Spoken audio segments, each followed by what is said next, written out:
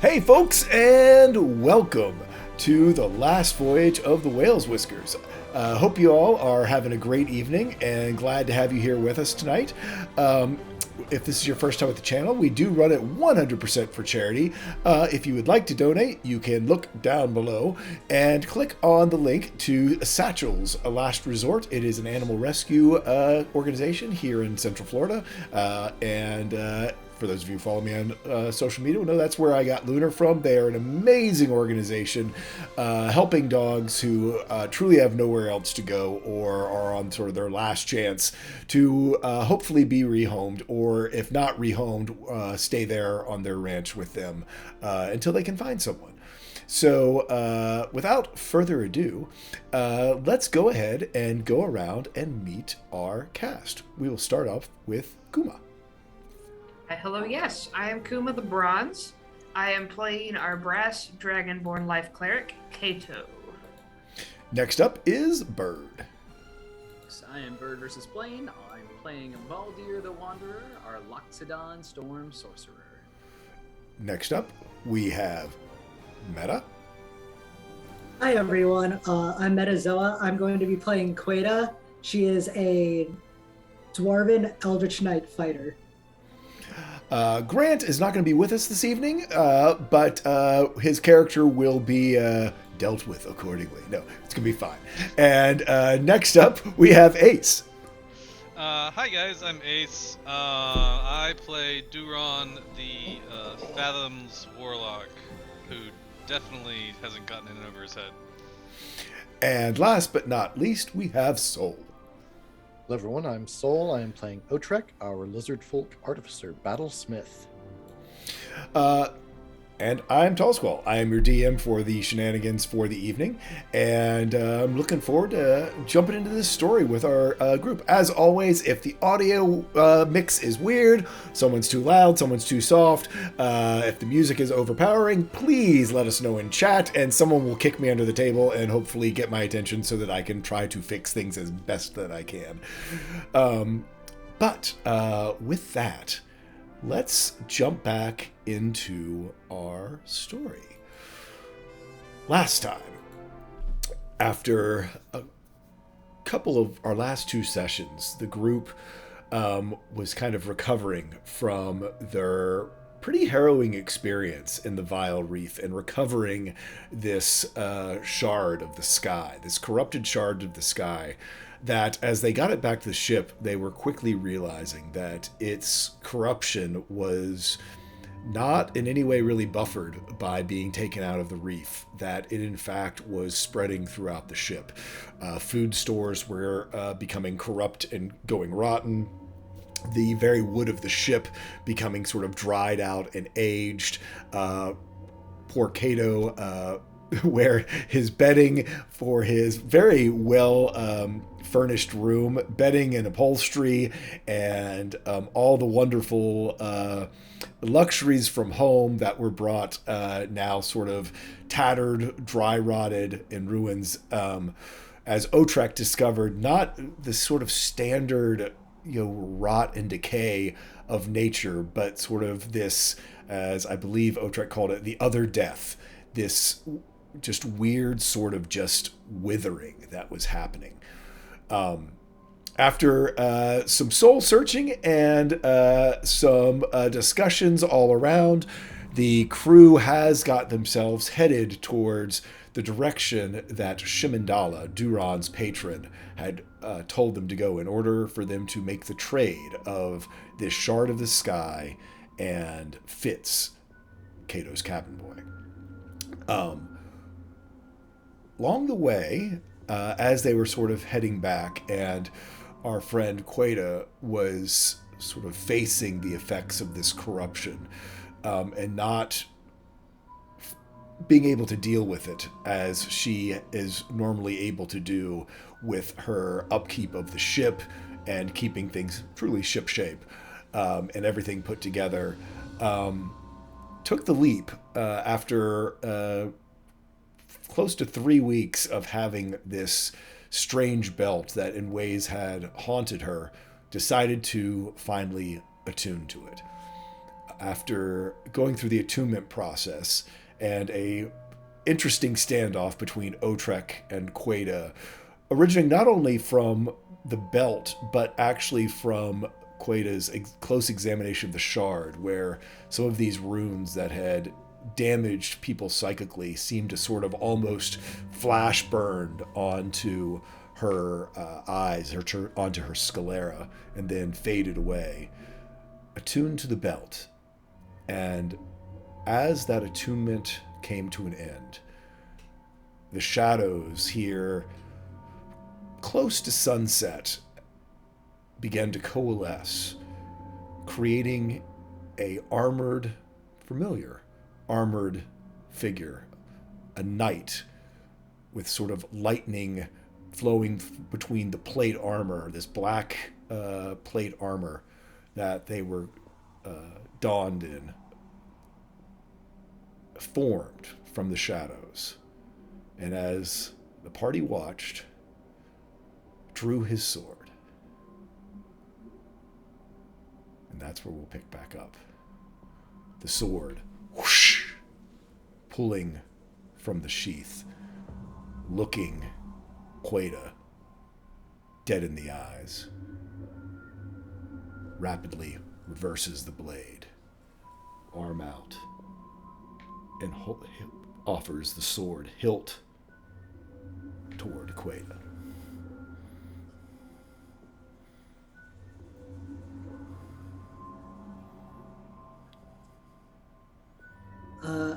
Queda looks at the hilt now facing her, considers for a moment, and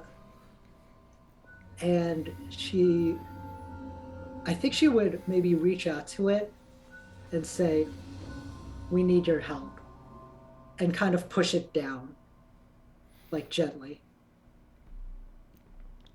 Okay. As you try to put pressure on it, it hardly moves. I mean, it's like pushing against a rock. Just, it sort of stands there being offered. I think she'll pull her hands back when she realizes she can't budge it. And she'll kind of like, sheepishly like rub the back of her neck and say something like, "Well, I guess I should have figured it'd be a bit harder to move something like that from a creature such as yourself. But in any case, I think we do need your help here." And her body language is very like, she was very gung-ho about doing this, but now that she's seeing the Night Tempest in full force, I think she's starting to like the actual implications of pleading to something that is kind of volatile are starting to face her like full force. And so she's like starting to move a little sheepishly, a little bit smaller. The sort of lightning eyes crackle, staring still at you, the blade again being offered, hilt towards you.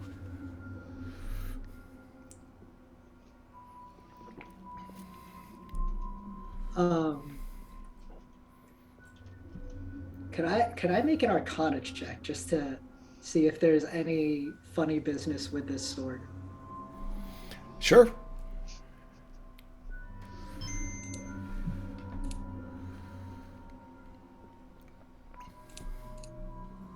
Hard to tell. Amazing.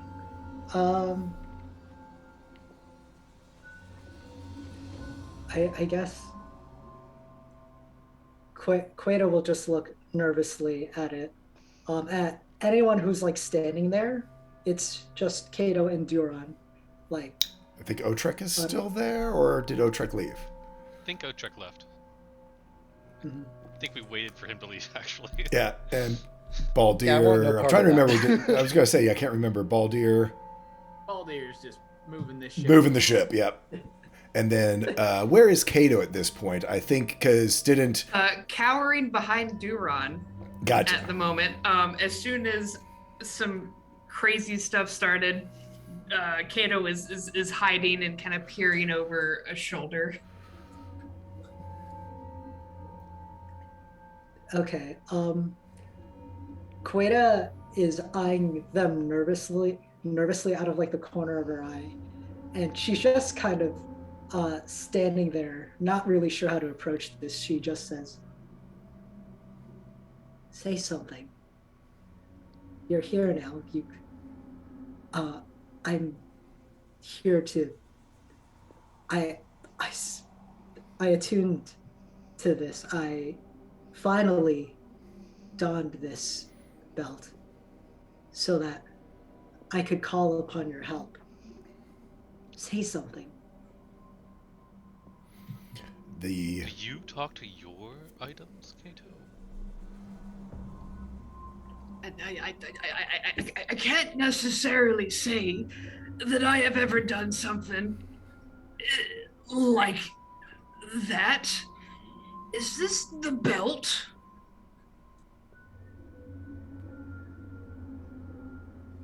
If Duron doesn't say anything, Queta is very like subtly like nodding. Because assumedly she hears what they're saying. Does it talk back to you? Oh, that's to me. That's to you.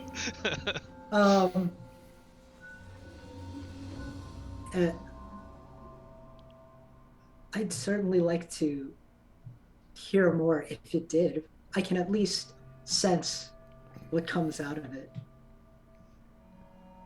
And if there's something more it wants to say, it can say, I'd like to know.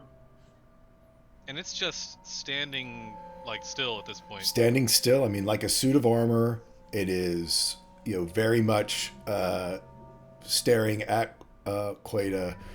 Again, the forearm out, sword, holding the blade of the sword with the hilt basically pointed right at, pointed at Queta, offering the sword. Terrible idea. But I'm going to say to Queta, well, are you going to take it or not?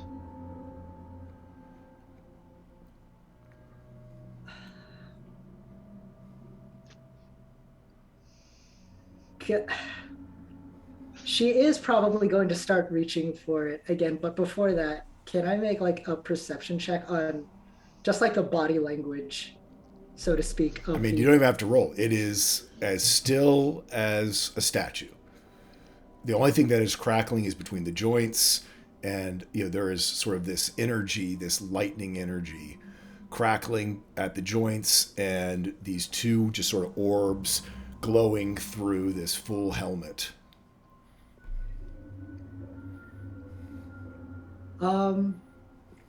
She'll mutter a small prayer to. It's the Stone Father that is Queta's god, correct? Yeah, the Stone Father of dwarves. Watch over me, Stone Father. And she'll take the sword in her hand. As you touch and draw the sword, you feel this sort of energy, this almost electricity pass through you.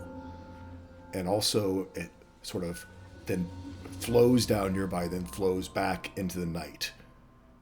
And you watch as the night shrinks in size down to your same height, becoming a shadowy, armored likeness of yourself as you gain the ability to manifest Echo, same as the 3rd level Echo Knight ability. Rock on. That's dope. I like that. And all Okay. it costs is your soul. That's fine. I mean, not yet it doesn't. But yeah, so she'll kind of take that. And I guess now that she has this sword, Mm-hmm. the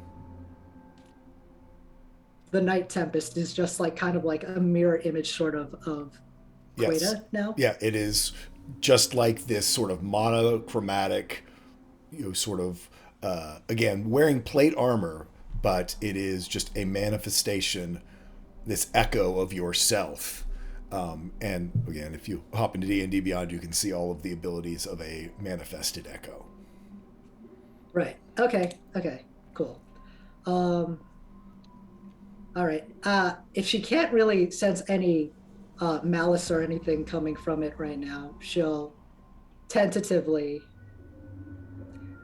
about it tentatively before confidently placing a hand on its shoulder and saying, "Thank you for your help." And as you do that, you see it sort of dematerialize and sort of flow back into the shadows. The sword as well that you're holding, and just sort of, it's almost like a far away, like thunder, like miles and miles away across the mountains. That you would hear like up in the mountains in Manowar at sea, but it's that just that very far off, distant thunders.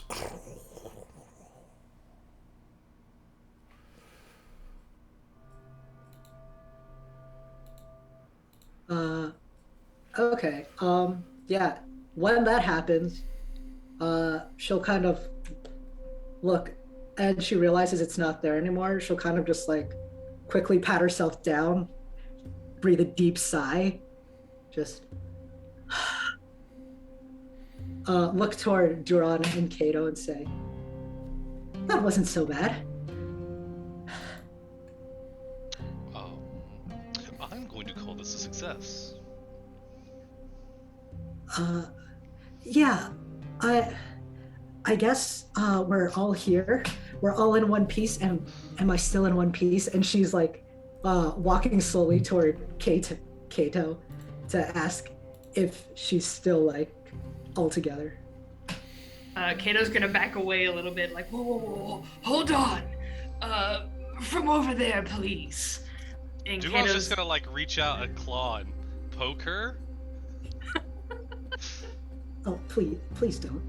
Well, it appears that you are still in one material piece. You are not made out of shadow, as that manifestation was.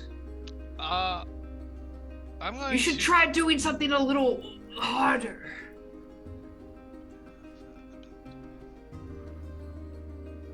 Never mind, I don't have that invocation. If Duron is still like poking at Queta. Nah, just one time. Just one time? Yeah. Okay. The one time she kind of imagines, "Oh, don't do that, please."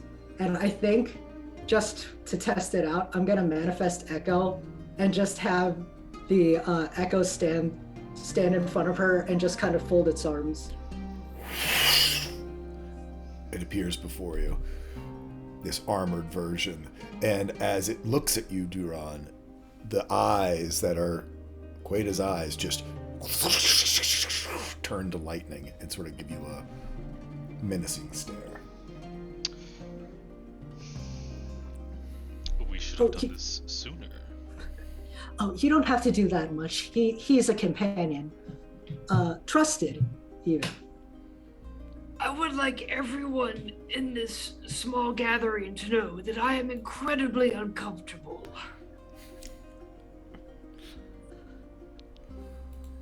Well, it's new, that's for sure, but New is scary. We still do not know exactly what that can still do. So please be careful.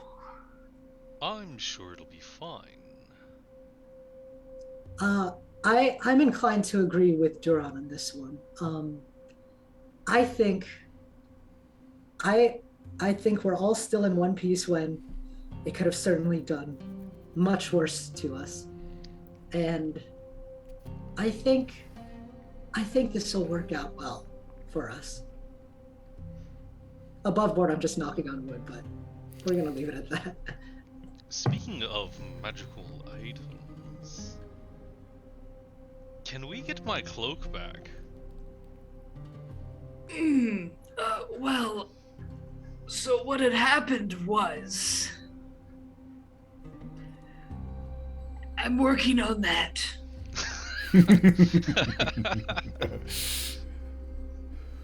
Is it like damaged or anything, or is it, where is it? It's still on the shard. No. It is not still on the shard. Oh. So there was decay, and there was a dream, and there was a lot Right. of mist, and Uh-huh. there was more decay, and then remember I What? scratched it by accident, Yes, and I then remember you that yelled, clearly. and then Uh-huh. there was, you definitely remember that, I could hear it across the ship. Woke everybody up. It was not very comfortable. Outside of the time that you woke everyone up prior, it's becoming a thing. That being said, what I am trying to avoid telling you is that it's completely ruined, and I'm trying to get Otrek to fix it. Unless you feel like you like a weathered, battle-worn look, in which case we can put some wind in front of you, and it'd probably make a very fetching portrait. That being said, I am not sure how magical and helpful it is in its current raggy form. Oh, I'm sure I'll manage somehow. And Duron's gonna like kind of materialize a little bit of like this strange icy crystal, and just kind of like, you know how people like roll a coin over their fingers. He's gonna do the same sort of thing, and you'll see like within that crystal there's this like tiny undead eye, like embedded inside of it. That cannot be sanitary. I'm sure it's fine. It wouldn't be the strangest thing that Duron has, the strangest source of power I suppose Duron has meddled with. I'm sorry, that sounded just a little bit accusatory. As a really awkward silence passes between the three of them. We're going to go up front to Baldir. Actually, you're probably towards the back, because you're hitting the sails and hitting the accelerator, basically pedal to the metal, both wind and water with your storm sorcery, sort of there next to Biriana. And as you are, truly, making hauling ass, towards the mouth of the river, you start to approach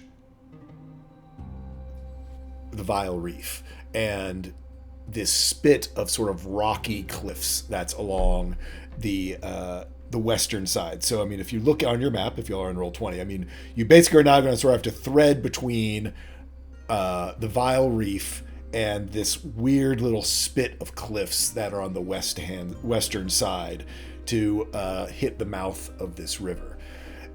It is, again, a fairly wide river here, about 800 feet wide of current, but you also are very aware of the treacherousness,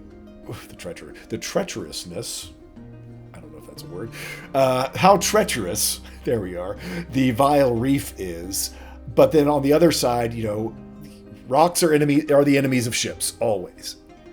So as you approach, Biriana sort of gives you a look of, so are we going to slow down, or are you just going to tuck this and go and dive on through? How many times have I let you down in the past, eh? You see him like kind of like squint one eye, be like, not my fault. Well, and then there was... No. Extenuating circumstances, yes, we agree. Great conversation, don't worry. I've got this perfectly in hand. If you say so. She sort of... Go ahead. He's gonna like go ahead and stride forward, just pure confidence. And I'm actually gonna take him to the front of the ship, basically. Mm-hmm. And now that we're entering into the river and just understanding like some of the hazards here, Yeah. kind of expected and not expected, he's gonna go into full just like, I kind of view him as like placing both hands on like the railing of the ship and just like occasionally opening his eyes to like look at the water, but also closing them, just kind of sense the feel of the current. Mm-hmm. And just doing everything he can between his storm sorcery powers, the tidal wave spell, and also the shape water cantrip to just feel the sense of the currents and the river, and to make sure that they keep a good clip, but they keep a good clip safely, if that makes sense. Okay. Roll me a survival check for your skills in plotting this course through this sort of narrow... it's not really, it's sort of like ocean channel at this point. You aren't truly in the river. It's just sort of where the current of the river has sort of made a channel through the sandbar and everything else. On a 19, that's pretty good. As you are going through there, you are finding the path. It is not necessarily a straight shot. You do have to sort of maneuver over to towards the rocks, and then sort of maneuver towards the over to the Vile Reef side. I would say as the rest of you are sort of on deck, awkward silence occurring, sort of out of the corner of your eye, you all can see sort of these, 50, 80 foot tall, almost as high as the mast spikes of Vile Reef starting to, pass on your left starboard side. Port side.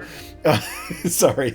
I gotta do the thing of like left is yes. Real quick, unless you have another plan for him, I feel like this is kind of a tried and true like lock-in moment between Baldir and Howron. Yep. And so if Baldir is at the front of the ship, like really sensing the waves, the water, if we could put Howron in crow's nest, yep, and super just into like shouting down. Absolutely, and that's sort of where I was going to place them. Is that they would start to hear these calls and just these almost 100 years of traveling together as navigator. It's like shorthand, basically. Yeah, it's basically like shorthand of him having that higher view. Even a couple times they would see sort of like a hawk fly out in front and then fly back, sort of showing the way of the path. But for a lot of you all haven't experienced this with them. So there is a sort of unnerving moment as suddenly you kind of recognize that you are this close to the reef again, and kind of threading the needle between rocks and shore and the corrupting forces of the Vile Reef. Just because we haven't checked in yet, where is Otrek? I believe you were heading back to your lab? Yeah, we're going to definitely be heading back to the lab. That mess up front, not going to be part of that. Instead, All right, so I guess you've got a big lead barrel to deal with. Yeah, we're going to be working on that. Whatever I need to do to reinforce, inscribe, sigilify, clockworkify, or pour various caustic chemicals in, around, or just, hopefully not spill them. I'm sorry, you're pouring them around the barrel? I'm just saying whatever I need to do, whether that involves caustic chemicals or not. I'm sorry. What are you? Maybe I missed it. What are you trying to accomplish? So this giant lead barrel, right? Yes. It is a containment. Yep. Right? Sealed lead salt barrel. I'm sorry. Yes. Shard lead salt barrel. Yeah, I'm going back to make sure that it is still safely secured, sealed up. No additional runes have to be poured on it, or I don't have to anoint it with anything new. I think you've done with your really high rolls last time. I've done as good as you can. Sort of, you've all but used lead to sort of seal the top of it, sort of with a bead of lead around it. I mean, it's about as sealed as you can be. Knowing that it's not, immediate effect, you can't necessarily ascertain whether the corruption has been completely contained inside of it, but you've certainly done everything within your Arcanist knowledge to get this thing as contained as you can. I just don't trust the dang thing at this point. Well, it's weird. I mean, even for Otrek, this is weird. Okay. If it's weird, and I haven't ran into anything like it, I mean, I'm sure also in the back of your mind, and I know because it's been, half a year since we've talked about it, you also know that, theoretically, this was to be the power source for your engine. But it's broke. Yeah. I'm actually going to think about that and go back to the drawing board. Grab the sheets of paper, the books, the tomes, the writings that I've made trying to configure this engine, and basically not quite start from scratch, but okay, this is broke. How do we make this work? Yeah, your hopes and dreams of a clean power source, it's now that janky, awful, that awful dirty power that all of our IT friends hate. Oh, look, we're back to thorium reactors. Great. This isn't a boondoggle for the next 70 years. Yeah. So, as you work away down there, let's go check in with the rest of our folks. You do see Biriana is as you have Halran and Baldir, shouting back and forth and sort of using their magic and skills to navigate this channel. I mean, all of those orders that are being sort of thrown out do have to be executed, and you see the crew just in a all but frenzy under Biriana's direction, trimming sails, lowering, raising, adding extra, catching extra wind where they can, releasing it where they don't need it. This isn't more than just a, turn the wheel and the ship turns. This is truly, flying a jet by powering up and lowering down the engines, as well as turning a rudder as they trim the sails or let them loose, raise other specialized sails, etc., all while fighting the outbound current of this river. I had a thought on that. Okay. Actually, how deep is this river? Do we know? Here through this channel, I mean, it seems pretty deep. I mean, so far with the first roll that Baldir has rolled, you haven't scraped ground or anything, but it is definitely, it's a channel through a soft sand ocean bed. So just tell you what, roll me a I want your spellcasting ability, because that's how you do your navigation. So roll Thank me. you. Roll me a charisma check. Knowing that's how you.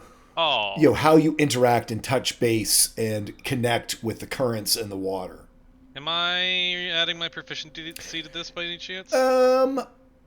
Not in this case. 11. Okay. As you sort of reach down, open your mind, open your will into the water, you feel this feedback, this almost ache in your bones, as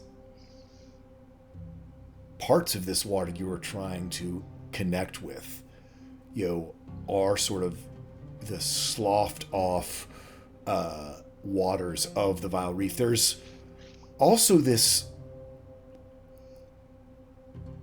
unfamiliar purity to the current from the river, but it's almost being overwhelmed by the corruption of the reef. There is a a strange balance that is occurring in this channel. There is more than just the flow of water that's keeping this corruption at bay, which with an 11 roll is the perfect right down the center roll that I needed to tell that story. All right. Well, I'm going to do a thing. I'm going to join Baldir at the front of the ship. Kind of come up behind him and just sort of like reach up and put a hand on his shoulder. And just say, make sure to keep us steady. And I'm going to cast Control Water. Okay. And I'm going to raise the ship, like just underneath the ship, like 20 feet up. And try and like kind of get a wave going that just carries us forward. Okay. So I will have Baldir make another survival check, but with advantage because of Duron's help.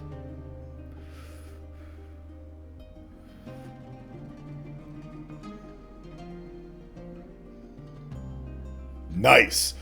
So yeah, with a 29, this sort of lifting you up out of the water, it's almost like a hydrofoil happening, that the ship sort of almost comes up out of the water on these sort of, I'll throw this in there, sort of almost like these ice hydrofoil that is underneath of the ship that sort of forms itself, this crystalline hydrofoil forms on the ship, lifting the hull out of any harm's way.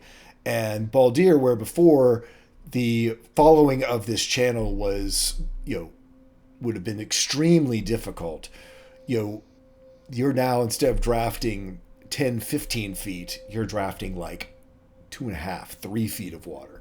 So, over sandbars, across some of the things that you would have had to make hard tacks and move around.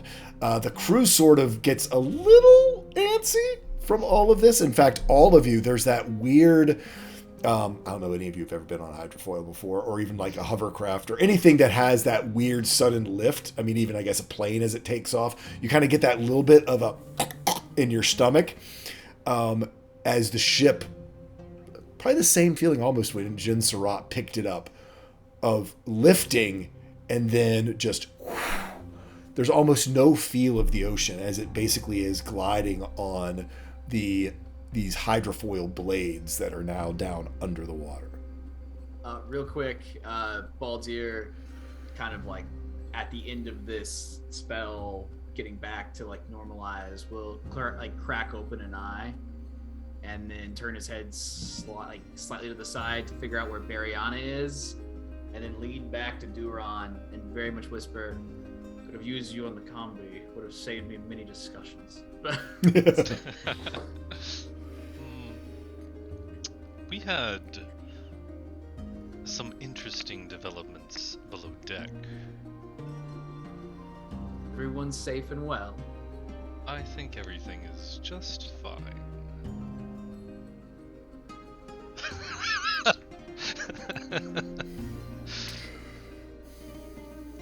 Truly. Can I trust you that everyone is fine? And I only ask because I really, Baldur, really nobody do has care ever this time. drowned or died while I've been navigating them. You hear your own heavy sigh reflected back at you. Okay. So as you sort of glide forward, the sun, sort of as you're moving forward, again, getting closer inland, and some of these mountains that were now in the distance, just because of your perspective, getting higher and higher, the sun is quickly sort of disappearing into the sunset. When you first went up sort of on foil, there was a loud cheer from the back, woohoo, of Biriana, as you were sort of blasting through here. But as you sort of now pass by sort of these cliffs to the west and the Vile Reef to the east, you'll start to get a better look at that shore that at one point you had even sort of contemplated maybe as a entryway into the Vile Reef. And you can see how the Vile Reef has begun to twist the vegetation and the wildlife that is found there.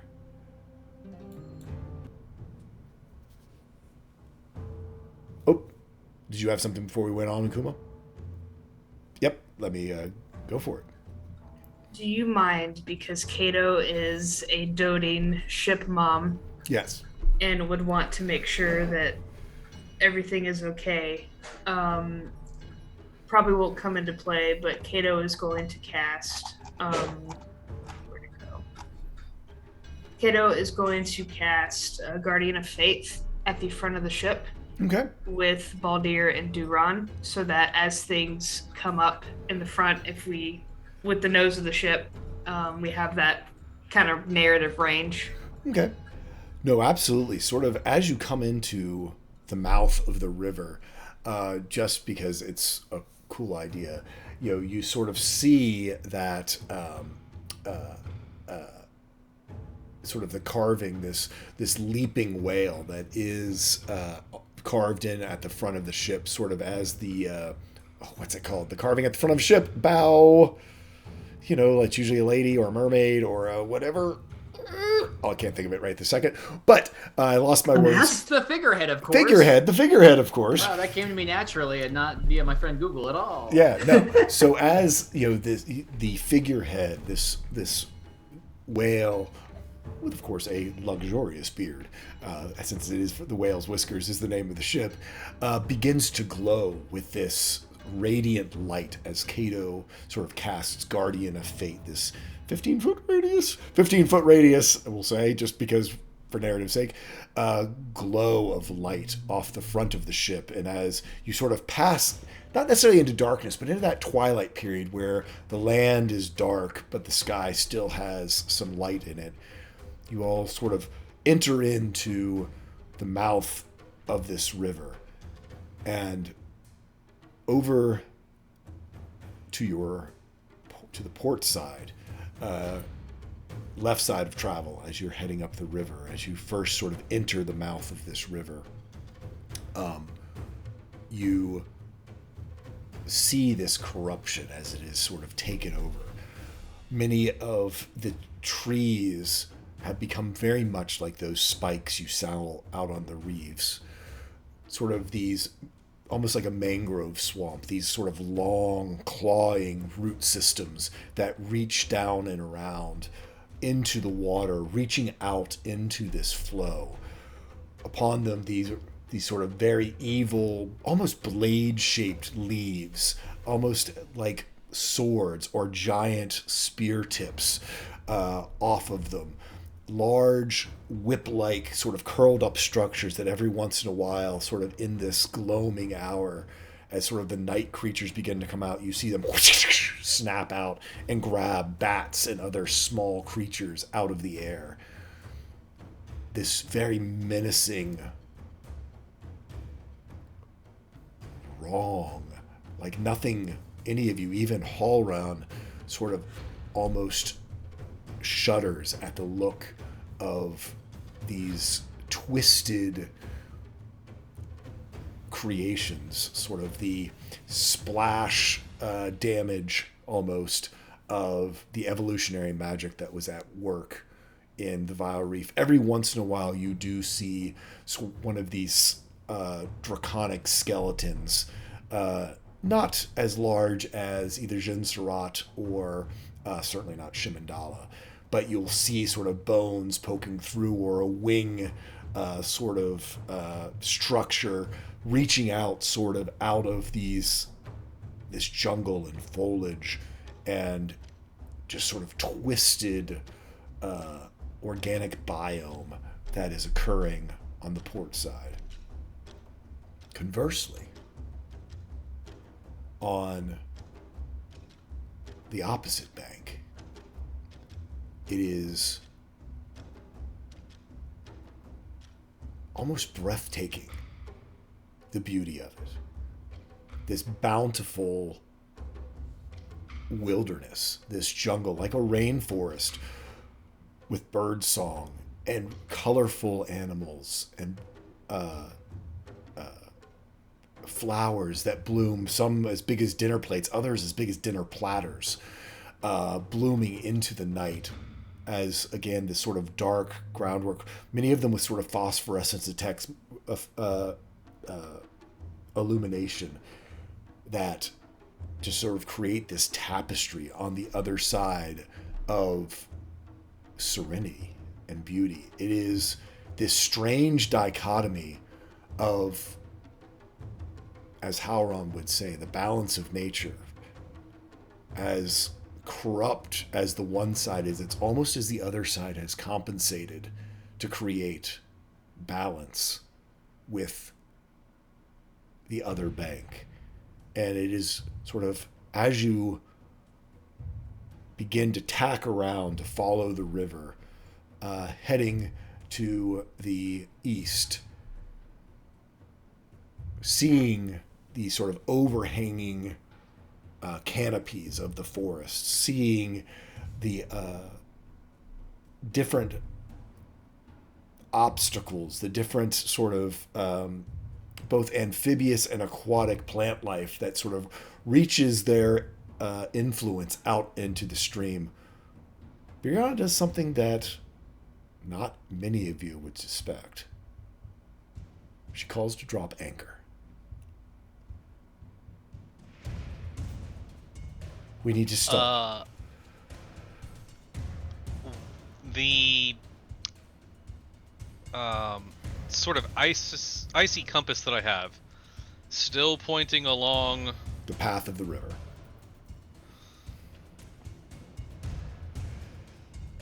I'm not stopping for us to disembark. We need to reconfigure the ship. We are rigged for ocean sailing, not for river navigation.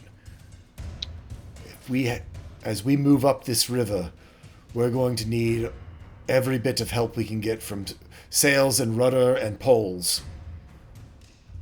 If we run aground, I can't imagine what... She sort of looks over to that corrupted bank. What might find its way on board? I don't want to pause any more than you, but it will take the better part of the night to get our sails rehung, the masts telescoped down, to get us prepared for what lies ahead. Do we have oars for this ship by any chance? We do. It is not an easy ship to row, not with this size of crew, but we certainly would be able to use them to help maneuver around any obstacles that we might find in our path. I do not have a rowing physique. Oh, and I fully understand. I'm hoping... We're all shocked. I'm hoping between all of your talents that we'll be able to navigate this successfully. There's more to do than just push the ship. If you will permit me to do a little bit of scouting. You're welcome to. I want to That was the last see we've how far seen. the corruption extends down the river. This is not a safe idea. I am not planning on going far beyond the confines of the ship. And Duron's gonna like slowly, like you'll see these kind of like spectral kind of wings like unfurl behind him and like lift up a little bit off the floor of the ship. Deck, yeah. Yep. Real quick, Baldir will turn to you. He'll almost make a motion to grab at you and think the better of it and stop and just look you sincerely in the eye and say, Duron. Do you have a whatever- spyglass I can borrow? Whatever it is you're about to do, please think of us and think of Fitz. And Baldir will extend a spyglass to Duron. Oh god, be I right. hadn't even thought of the implications of that. Oh god. I'll be right back. And so I'm going to use a gem flight. That's what it's called. And for 1 minute, I can fly at the same speed as my walking speed. So I'm really just gonna fly straight up in the air, Okay.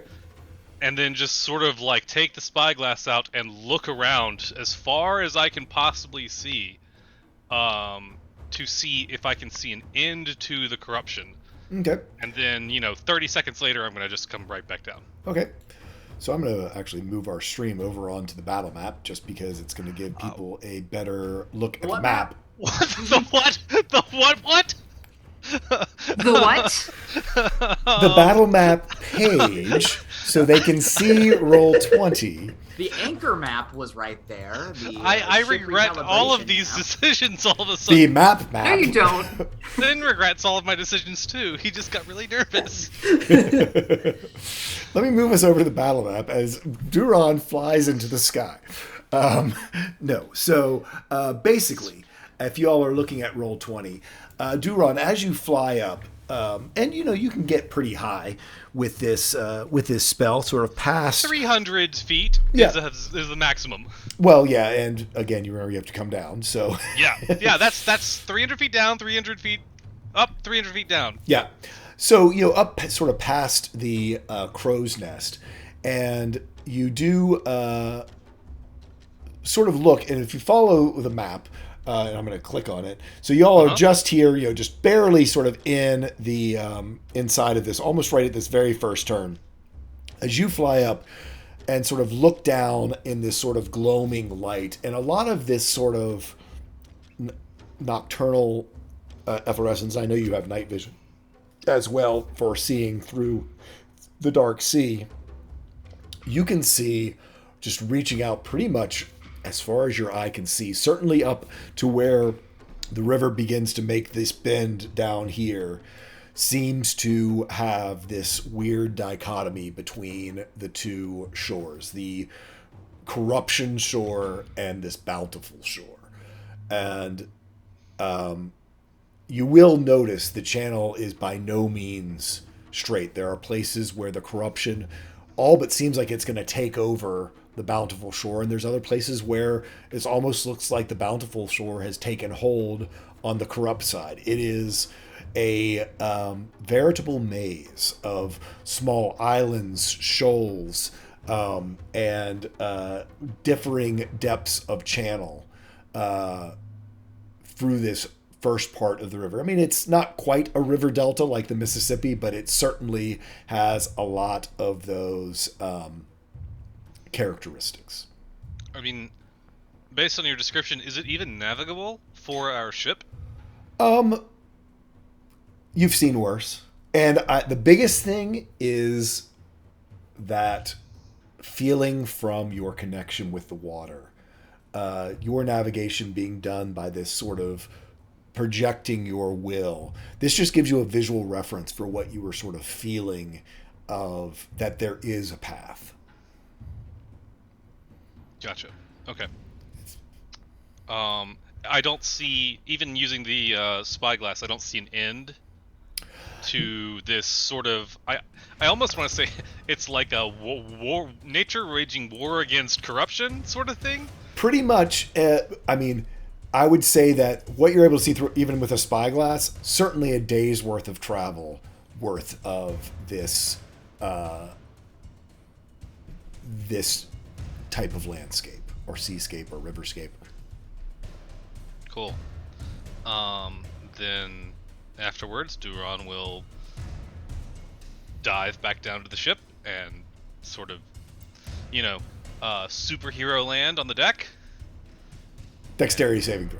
Sorry, I'm kidding. Oh, that's He's mean. doing the thing again. Ugh. And pass the spyglass back to Baldir. I didn't really see an end to this problem. Maybe a day's worth of travel. Did we prep the ship best we can? And we do what we do best. Figure it out as it comes. I like that idea. You didn't mess anything up, did you? Me?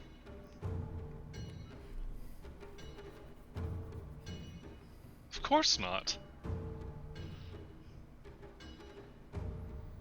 You would probably notice at this point that Duron's actually like in better spirits than he has been like the entire journey. I know, and it's weirding Baldir out a lot. He's like genuinely happy, but also like, what is this dude doing? If Queta is somewhere on deck overhearing any part of this, she'll probably come up to Baldir's other side and just like pat him on the shoulder and say, "Oh, I wouldn't worry about Duron. It's looking like recent events have put him in just a better mood than normal. And perhaps after the run of luck that he's been through, this is a welcome change." In the background, I don't know if Baldir would hear it, but you could hear that Queta's tools are going off somewhere else, like her carpentry tools are being put to work somewhere.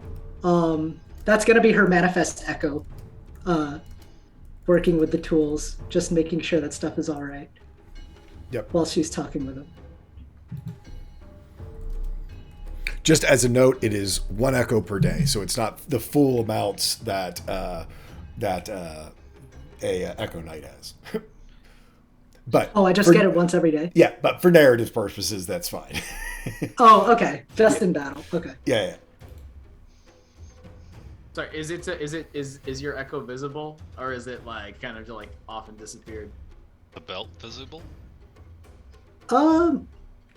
Yeah, I don't think she's really like hiding it or anything. But yeah, I don't know if it's like dark now, right? At this point where sun is going down, there's still a little bit of lightness in the sky, but the stars are appearing overhead. So it would seem almost like a shadow if it was seen at all. And it would be like audible because it's her carpentry tools going right now. Gotcha. Biriana sort of looks at all of you and sort of, I thank you for everything you've done, but you all should get some rest. Tomorrow is going to be taxing for all of us, and I'm sure we'll need everyone at their full capacity as we head into this next stretch of our travels.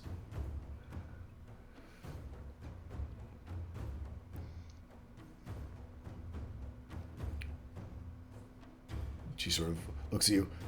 I'll keep the crew on task. Captain, should we establish a watch? Oh, we'll be up here working, so we'll have plenty of eyes out, but if you'd like to add to them, I wouldn't argue. I think that might be prudent, given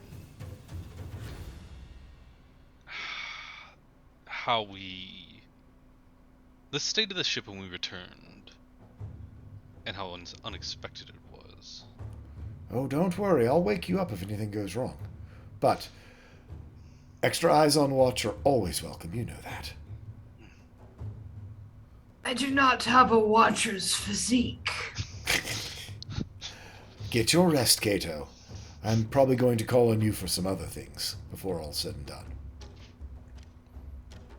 I'll stay up, Queta says. I have some things I want to look over with the ship anyway. Okay. So, for those of you who have expended spell slots and things like that, we are going to head into a long rest. And we're actually going to take our break early because when we come back, we're going to talk about our river navigation skill challenge. So stay tuned, everyone. We'll be right back. We'll see you in just a few minutes. I know we're taking this early, but it will give us the next 2+ hours to have some shenanigans. We'll be right back.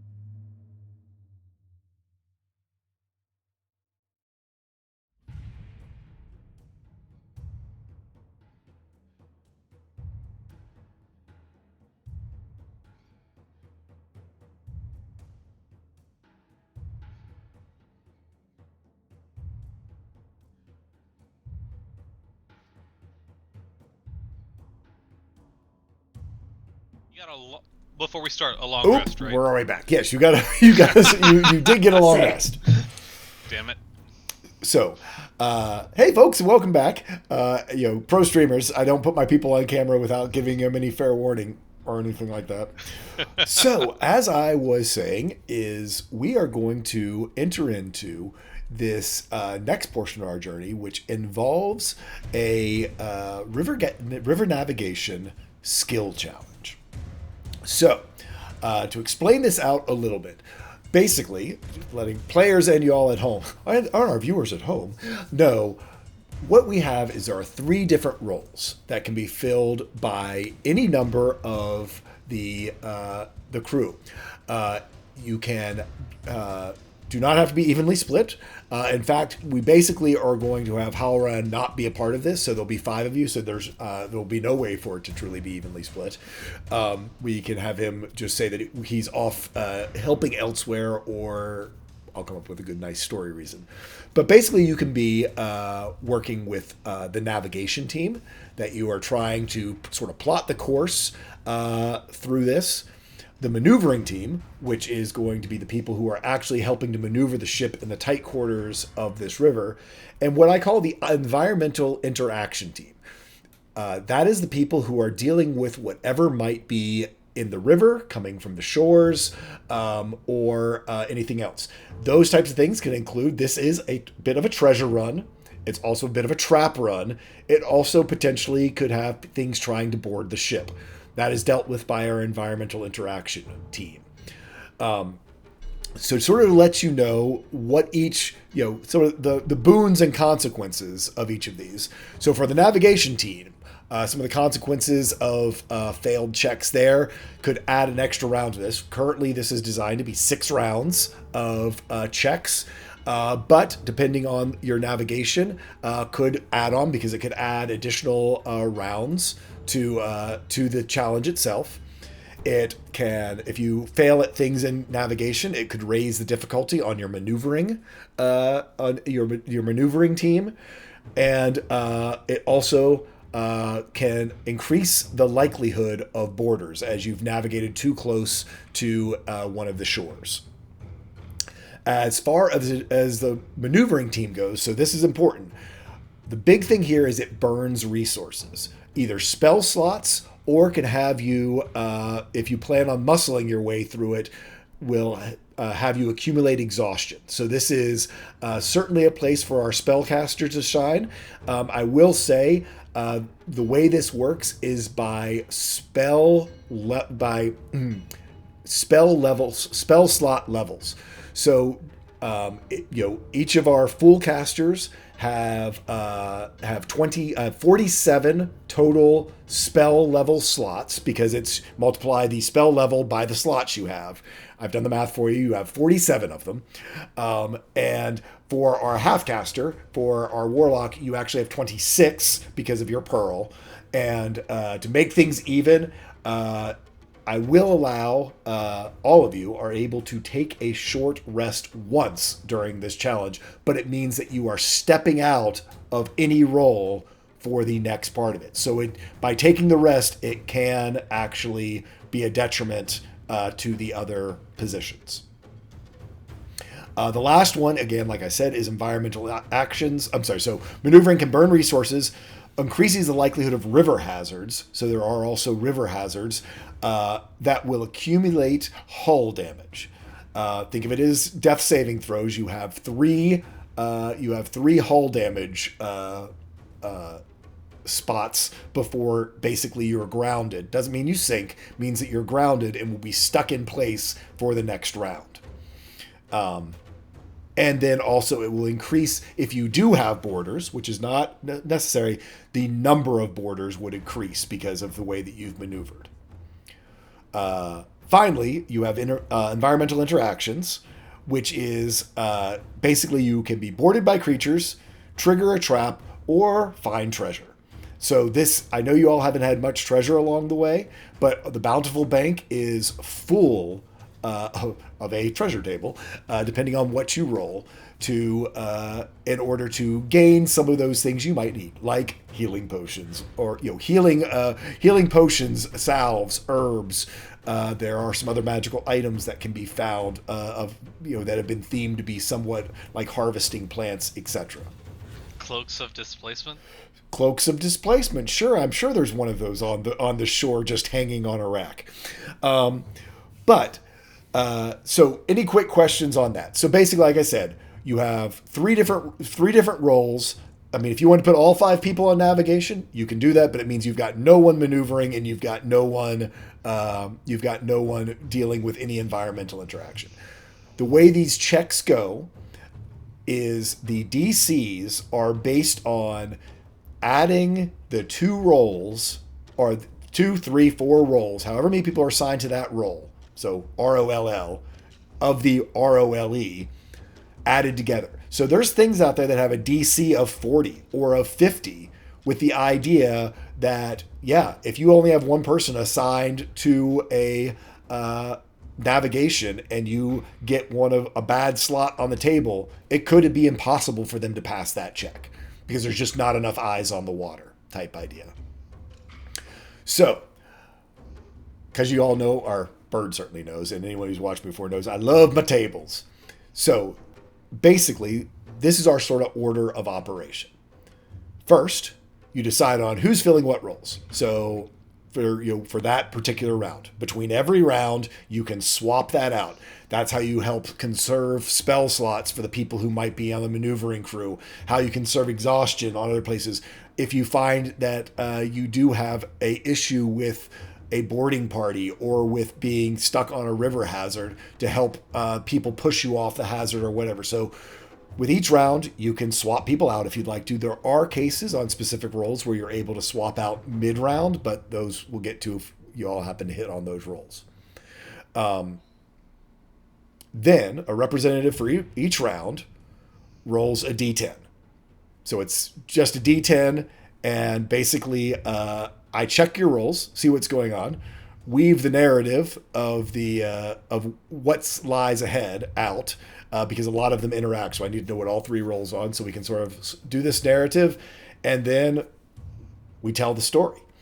So just to also give you an idea of where people's strengths and weaknesses lie, navigation, the check that it relies upon is perception, survival, or I don't know if anyone's trained in sea vehicles as a equipment thing. I don't know if anyone took that as having there is can be proficient in there's land vehicles, sea vehicles, or whatever. It's like an animal handling check. So that's where those places are.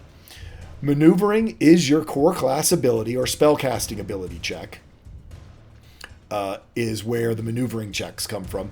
For the most part, this is kind of playing into the idea that we've got a lot of people who can manipulate water, wind, and environmental forces, but that's also where the burning of the spell slots come from. And then environmental interaction involves leans in heavily into investigation, perception, or any intelligence-based check can fall into that category.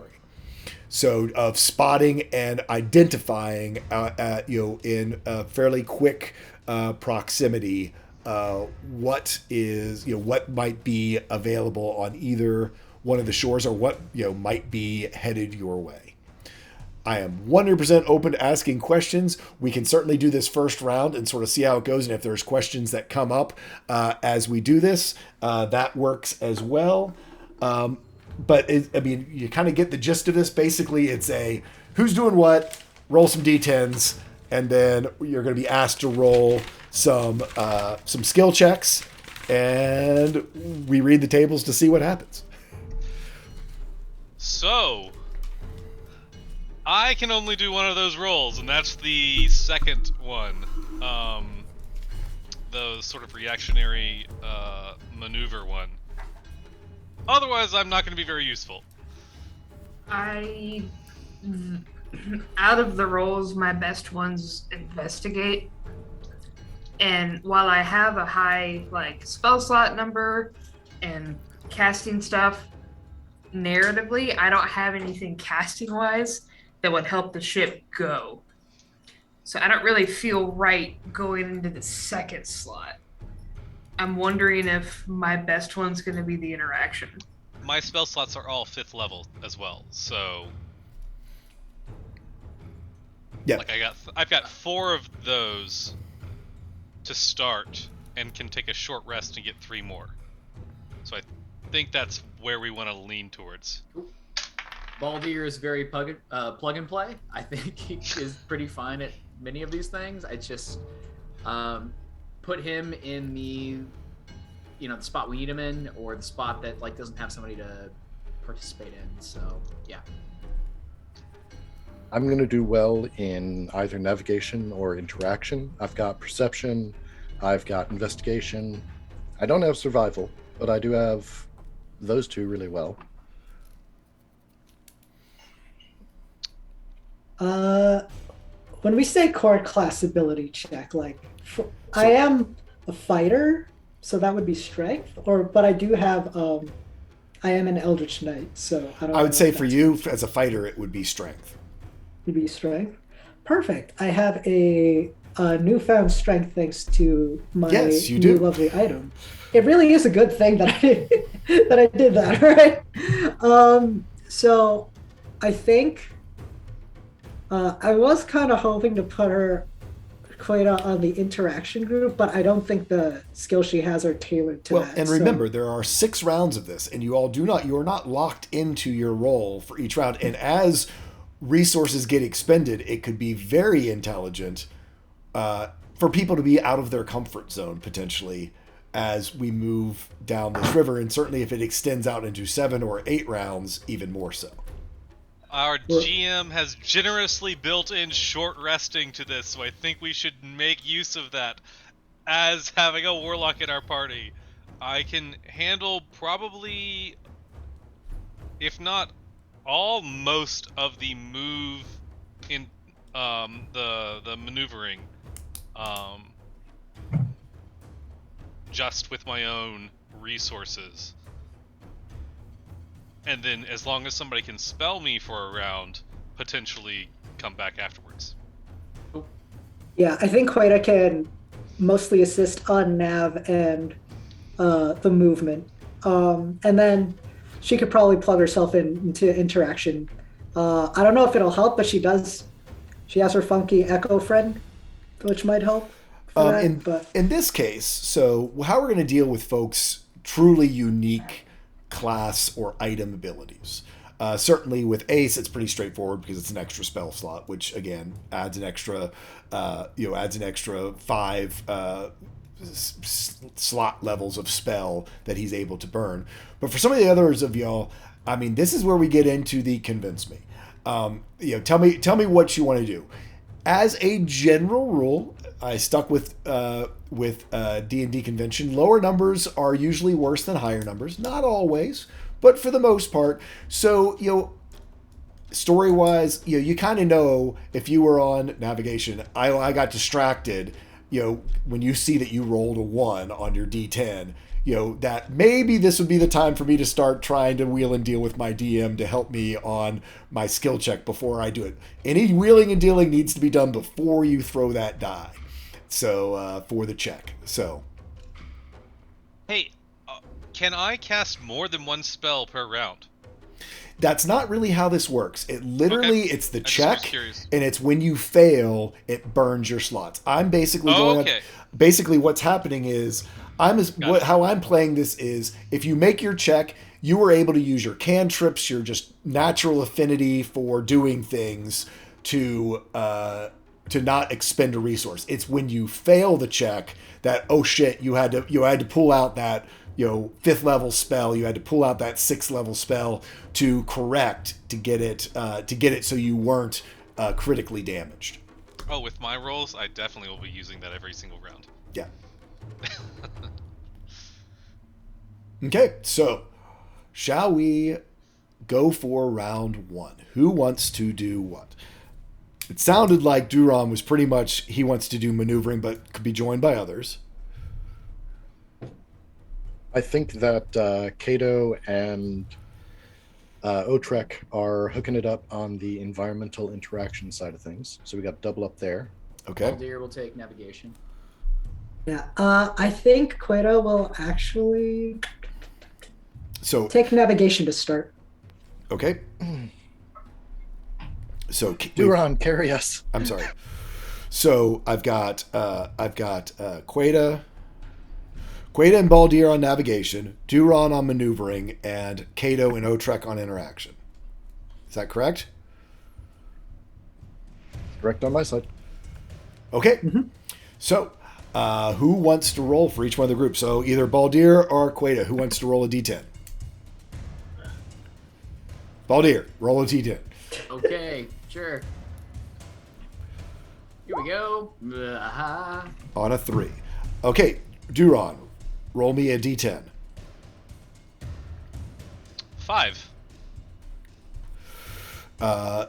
Either Cato or Otrek. I'll just go Cato because you're first on my thing, and we'll swap out for next time. Or if you haven't rolled in a while, feel free to jump in and roll. So a d10 on a 9. Oh, nice. Okay, so let's see what we got going on here. Baldir, what did you do? A lot going on right now, man. You know, there's Tripping over the trunk. okay, hey, that's I mean, it's very large and girthy. I don't know. thanks. Is Terrible. Okay, It's not the so size of the trunk, it's how you use it. But go ahead, Jay. Sorry. yeah, no problem at all. So I need for Baldir and Queta to roll me either perception or survival. I think we determined no one has sea vehicle. This is very silly, but I want to ask it because it's Okay. a character thing.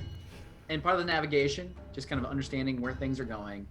If I can use, speaking of how you use it, if there's any way for me to incorporate the use of my trunk here, it gives me advantage on a roll. Is there anything that I can sniff out amongst the vile reef? Is there a certain smell of like what it gives off? Is there anything that I can use sensorily, question mark on that word, to help me out on this survival? Tell you what, let's have you roll first. So and let's see how y'all land, and we'll see if it can incorporate itself into the story. Okay. So, Baldir, as you are there at the front with Queta, morning is dawned. You all get started. Let's actually tell the story. Morning is dawned. Anchor is pulled, and you all begin to head upriver. The whale's whisker slowly picking its way out. You see the crew up amongst these sort of newly set sails, these triangular shaped sails, sort of more like a junk instead of a traditional a tall ship with the square sails. These are all so they can be turned to very severe angles to be able to catch any type of breeze that they might need to be able to maneuver. So you see many of the crew members out there. Also, some of them have poles and other ways to try to help maneuver up this river. The ship begins to crawl forward, and Queta, you actually see it first. There's a strange ripple ahead in the water. And as you see it there and sort of point it out over to Baldir, it's the smell that gives it away. It is a hidden current that is running off of the vile reef, and you smell that corruption as it sort of flows in front of the ship, that you need to signal that you all need to turn the ship sort of towards the bountiful shore to not get pulled into this eddy that will suck you in to the vile shore.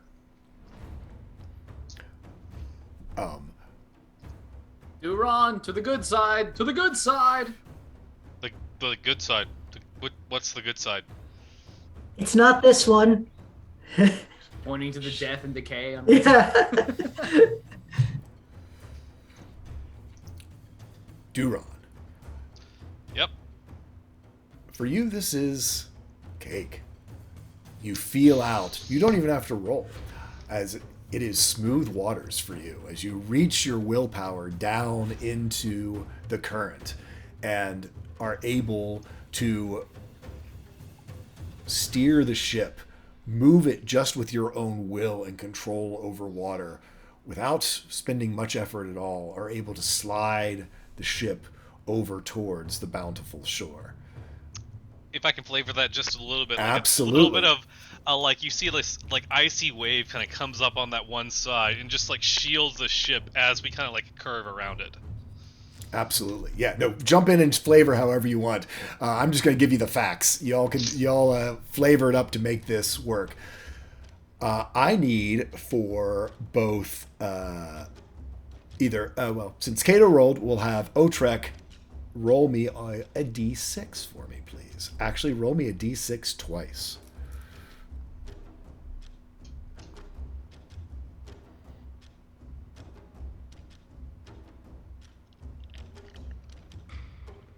Let me get back to figuring out how this VTT works. Yeah, I'm used sorry, to a different one. slash R1d6. Yeah. I'm used to... you said twice? Yep, twice, please. Got it. Higher You have a is choice of a better. 5 or a 4. Yep. So, as you all sort of slide over to the bountiful shore, it is Kuma who first spots this beautiful tree with this nectar that is sort of almost pouring off of its sides. And it immediately kicks off a memory in your head of the healing balms and salves and exotic materials that you had seen in your studies with the stone chalice. You receive a panacea. You are able to collect in a vial you have ready, knowing that you wanted to take samples here or flavor this however you want. You are able to collect a nectar of supreme healing.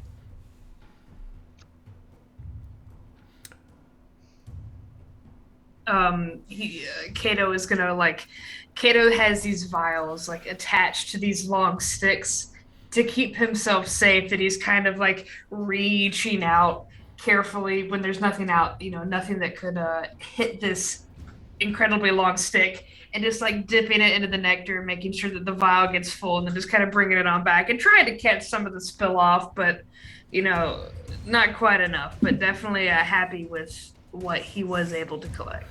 As Cato is juggling all this, Otrek, sort of hanging one tree over, you see this beautiful fruit, a fruit you're familiar with, actually. Oh. From back in the Dracovarian jungles. Strange that it's here, but some mixing of the two, you're able to reach out and pluck a plum of superior healing. Plum of superior healing? I will definitely hold that in my scaly claws. Sort of the juxtaposition of Cato doing the juggle and nectar collect, and Sol just like, blink. Flap, flap, flap. Coward. Cool. Round one is done. Do y'all want to stick with your rolls? Do you want to juggle around? I'm good. Okay. We haven't I'll suffered stay any with it. consequences, so why not keep it as it is? Until you punish us, why would we change? God, why would you speak that aloud? Yeah, I think I'll stay. Okay, everyone's sticking. That's fine. So, I think we had Baldir roll last time. Queta, if you will roll me a d10, please. On a 10, nice. Duron, if you will roll me a d10, please. Another 5. Another 5. Actually, re-roll, if you will. Oh! 6. Okay. Very consistent. Hey. Duron is. And I think we had Cato roll last time, so let's have Otrek roll this time. A d10, please. On a 5. Okay.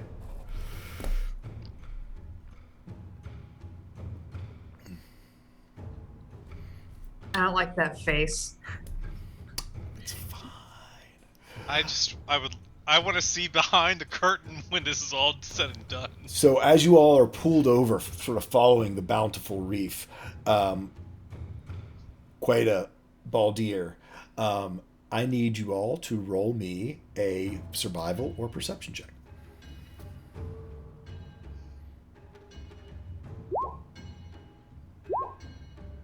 Okay.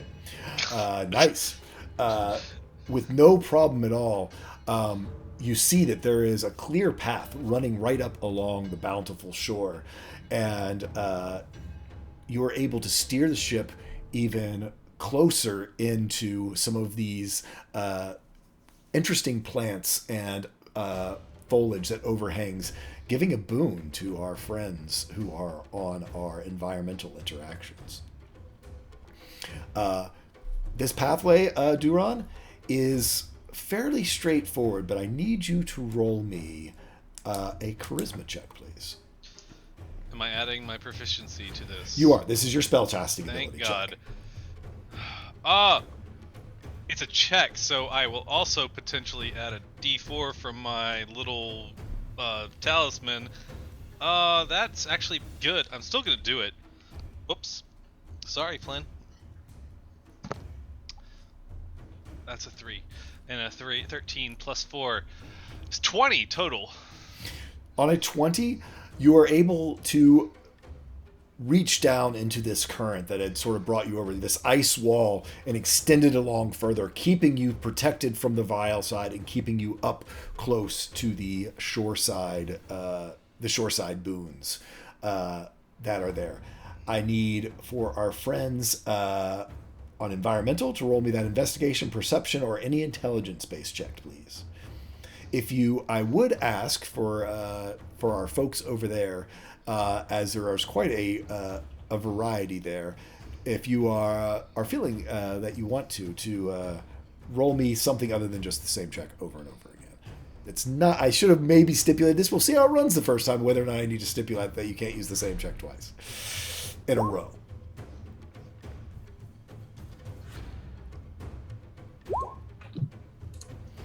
With a 23 and a 12, as hard as you look, and there are some beautiful, beautiful flora that is in this area, you're unable to find anything useful, but if you would like to find something aesthetic, feel free to tell me what you find. Sorry, I'm just laughing at the fact that we both chose investigation with no prompting and no prior conversation. Dude, it's literally all that I have. Like, Cato is sticking true to the fact that he is completely and totally useless in these moments because I literally can only roll investigate. I was gonna say, you've got some other intelligence-based skill, don't you? Either history, religion, nature. Religion. I'm not sure how much it'll help, but I'll roll it. Oh, you don't. Yeah, you don't have to. I'm just. Cato would like to pluck a couple of flowers, maybe like a purple one, cool, and an orange one. You find these beautiful sort of hibiscus almost looking purple and orange blooms. In fact, they're sort of purple on the ends of their petals and sort of have these orange throats with a beautiful sort of stamen that comes out and makes sort of like this feathery, almost feathery is the best way to say it. Sort of this feathery, almost like a feather duster, sort of out of the center of them. Otrick, anything of aesthetic interest? Aesthetic interests. We will actually.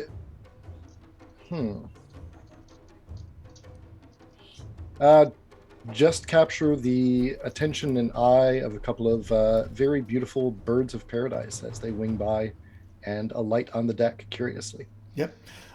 You sort of see that, yeah, you sort of are starting to have this Disney princess effect happening as there are some of the more benign creatures beginning to sort of roost up upon the masts and the cross members of the sails. So, next one up, everyone's staying where they are. They want to swap around. Why broke it if it ain't? Why fix it if it ain't broke? Why broke it if it ain't Why fixed? broke it if it ain't If it fixed? ain't fixed. Yep. We're about to broke it. Yep. Back to Baldir. Yeah. If you'll roll me a d10 for me, please. Please re-roll. But he got a 10. He did. Duron, if you will roll for me, please.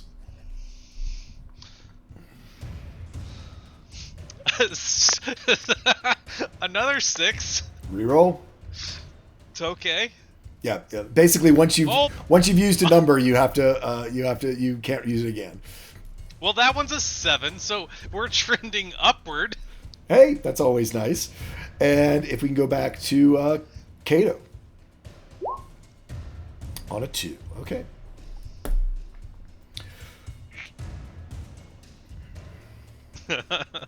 I'm hoping this is like the encounters. It's like, okay, hey, with this, you get this on the table. With this, everything looks really nice, and Realize Cato Cato's- is safe. Kato signed up for the encounter team. Listen, this was a meta decision. Why? Do you really They want couldn't Cato? leave. Do you want Utrecht Cato alone. leading the navigation? Do you want Sure. Cato? Do you want Cato trying to move the boat? So, He's equally terrible. Stretching his physique. if we can get navigation to roll me perception and/or survival between the two of them. Okay. We could keep using survival, right? Yeah, we're not going to worry about the. Okay. Man, it just appears as clear and nice as can be right up this shore. No problems whatsoever. If I can have Duron to roll me a spellcasting ability check, please. Yep. Oh, well, that was terrible. So I'm going to throw another... Oh, that was almost as low as I can get. 9. Okay. So, you sort of reach out your willpower, and for some reason, you're not able to connect as you were. That sort of ice wall and ice barrier that you had formed sort of begins to dissolve, and there is sort of this open water now between the boat and the Vile Reef, and you can see that there is sort of fingers of land just under the surface with foliage and sort of these strange tendrils sort of matted and bunched up that almost reach out to almost the very center of the channel as you all pass by. Reactionarily, can I use the spell slot to influence that? Not on this roll. Damn. Okay. I do need for my friends over on Environmental Action in order to roll me their investigation checks, and I do need you to roll them at disadvantage. Or their investigation or perception checks or any intelligence base, but they will be at disadvantage.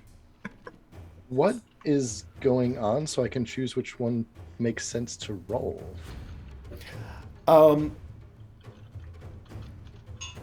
I would say, you all are very interested in the bountiful shore, and there has been no warning raised by your other teams that there is anything awry.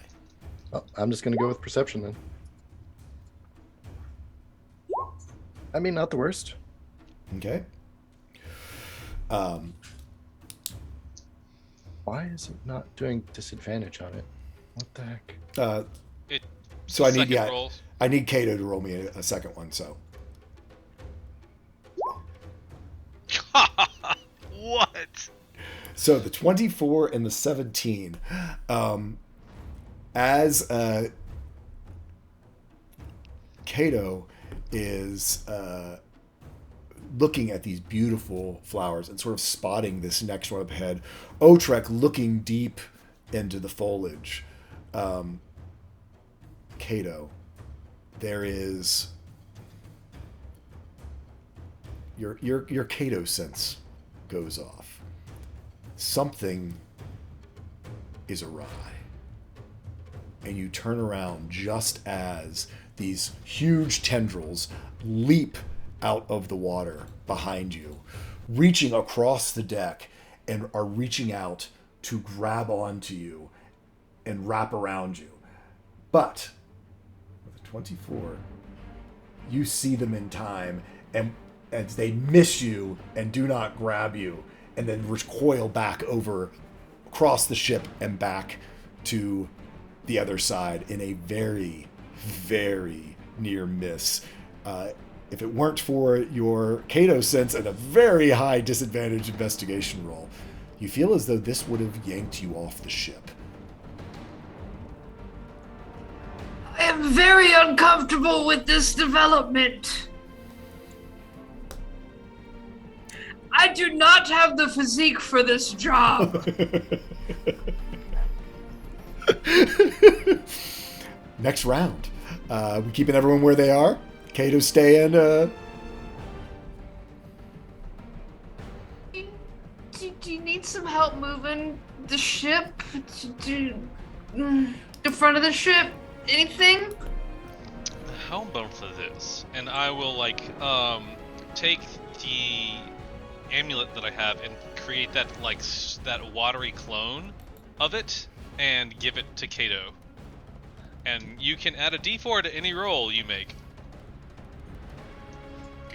Cato will nervously slip it on. He's had this before. It's like pulsating a little bit, kind of shadowy. It'll help. I would say the rest of the crew, you definitely see what just occurred down on deck. Do you all want to stay where you are, or do any swap outs? I think Queta would probably give Duron a hand with moving. Okay, so we've got now, we're going to have Queta and Duron on maneuvering. Did Cato move as well, or just take the amulet? Cato hasn't moved yet. They've just taken the amulet, but if we don't have anybody on navigating... Well, Baldir's still on Baldir's navigating. navigating. So they were doubled up there? Yeah. Yeah. Okay. Maybe it was smarter to give the thing to Baldir. Whatever. It's done. Okay. Don't worry. It's too late. You've already given me something nice and pretty. Yeah. So I we've can got... take it back at any time. So we got Ship Duron confirmed. and Queta on maneuvering, and we still have Cato and Otrek on interaction. Okay. So, Baldir, you're the only one. Go ahead and roll me a d10. How's a 4 treat you? 4 is fine. You don't have to re-roll that. Duron, you've been rolling all the time with these, so we'll let Queta, unless Queta, you rolled last time over in navigation, whatever. Someone roll a d10 between the two of y'all. Queta, go ahead and roll me a d10. Yeah, I'll go for it. That's a 2. Okay. And then I need either Cato or Otrek to roll me a d10. I want my amulet back. An 8. Got an That is 8. acceptable roll. It sucks to suck. Ow. Rude. I did my best with an 8. Come on. Oh no, not you. Okay. Okay. Let me just see what everything is.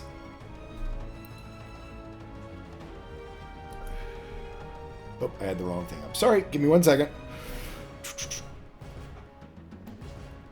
You're all good. It's not like you're juggling 12 tables I know, and a right? whole narrative that shifts depending on player roles. Yep, What? nope, absolutely. It's nothing like that. Okay, so for Baldir, on a 4, I need you to roll me a perception or survival.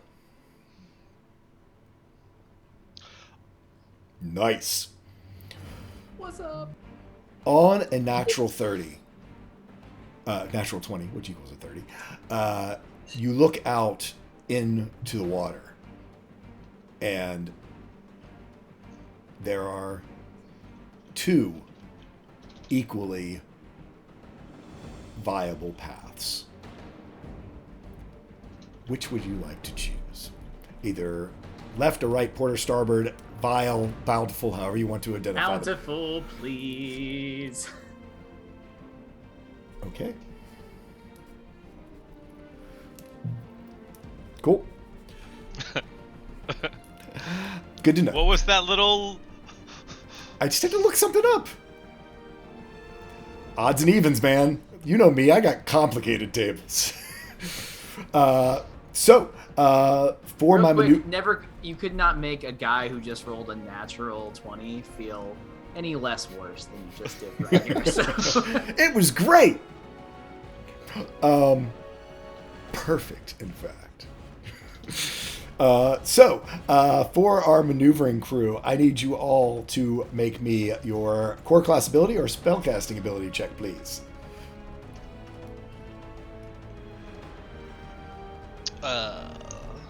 I don't add that this time. Oh! What's our +4? 27! Okay. Thank God for that.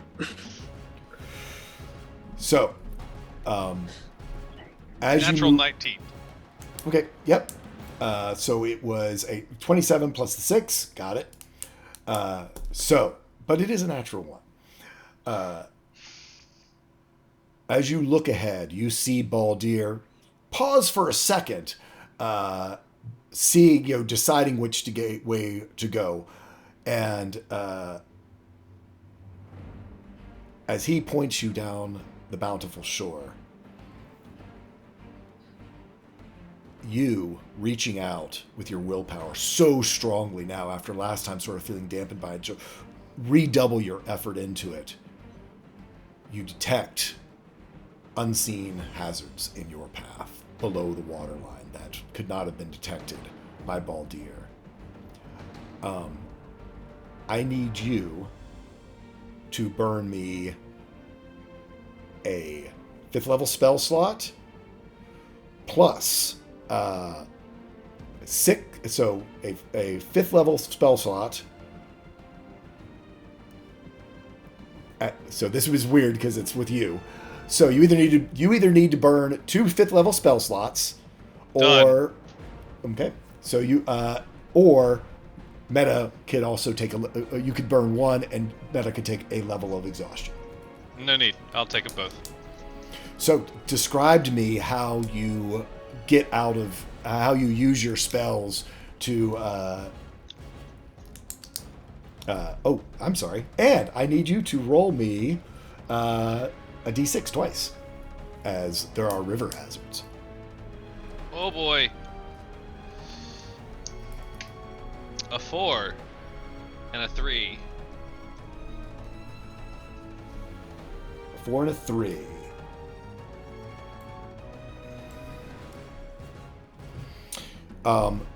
Describe to me what you're doing to try to avoid these. Do your best to avoid these hazards. Yeah. So I'm thinking that the first thing that happens is you guys see that like spectral claw of Shimandala like appear and just kind of like shove the boat one way as another like wave of water and ice like pushes and propels the boat like away, but also like in the water the ice like shoots out and tries to spear the like hazards that are like preventing us from going forward. Okay, so as you do this, these ice spikes sort of go shearing across the water, trying to take care of them, and it slices off this huge sort of mat of sort of kelp-like weeds that then flow backward, and you watch as they flow underneath the ship and become entangled in the rudder behind you, which is going to make maneuvering next time maybe not as simple. And as that happens, even with this extra water, as it lifts you up and carries you over and you settle back down, you hear what no sailor likes to hear, that as a rock punctures into the hull, and you take 1 failed hull damage. So you still have 2 left before you would be grounded and stop for repairs, but the hull does take a point of damage. over on the navigation check as you sort of feel this crazy maneuvering, the lifting of the ship, the moving of all these of all this ice, the reeds flowing underneath of you. I need whoever didn't roll last time. Actually, I think you each rolled one. So who wants to roll me a d6? Either Cato or Sol. I'm sorry, Cato or Otrek, or Kuma or Sol. Roll me a d6. One of y'all. I'll go ahead and do it.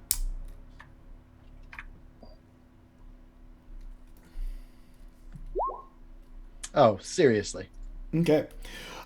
As the ship sort of lists and you are sort of looking at these things on shore, you reach out and there is this strange, vibrant, deep purple, almost black blossom that is growing there. That, whether you intend to or not, you end up plucking and find it within your possession. So you can mark in your inventory one shadowy blossom.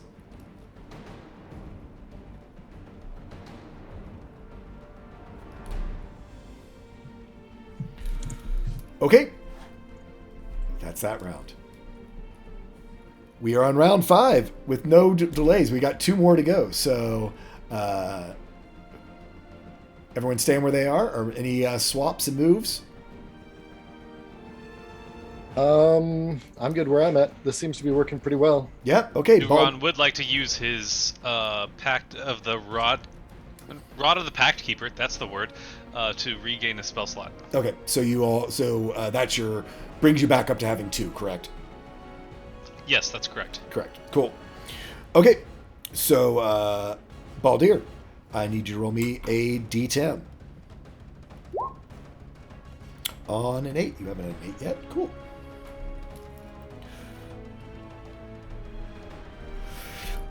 Next up is either Queta or Duron. Whoever didn't roll last, I need you to roll me a d10. I think that'll be me. Yep. A 9. Okay. And on the whoever didn't do it last time, either Cato or Otrek. You have rolled a 5 before, so please re-roll for me. Please re-roll. On a 1. Okay. Don't let me roll, guys. Hey, let's be honest. It's 7 out of 10, so there's only 3 that we're not going to hit. I mean, that's fair, but I don't want to be the ace of this. I don't want to be the ace of these rolls. Oh, wow. Ouch. You thought the burning was done pre-session. Yeah. Welcome to the mid-sesh burn, my friend. Woof. I mean, to be fair, I'm done, you guys. haven't rolled a See ya. natural 1. Wait, come back. You still have to roll your natural 1. You have a quota to meet on bad rolls. Yeah. Don't leave me hanging here. Gotcha. That's it. I'm rolling a natural 20 next time, guys. Calling it right now. Please do. So, on our the old navigation of folks up here, I need Baldir to roll me a survival check or a perception.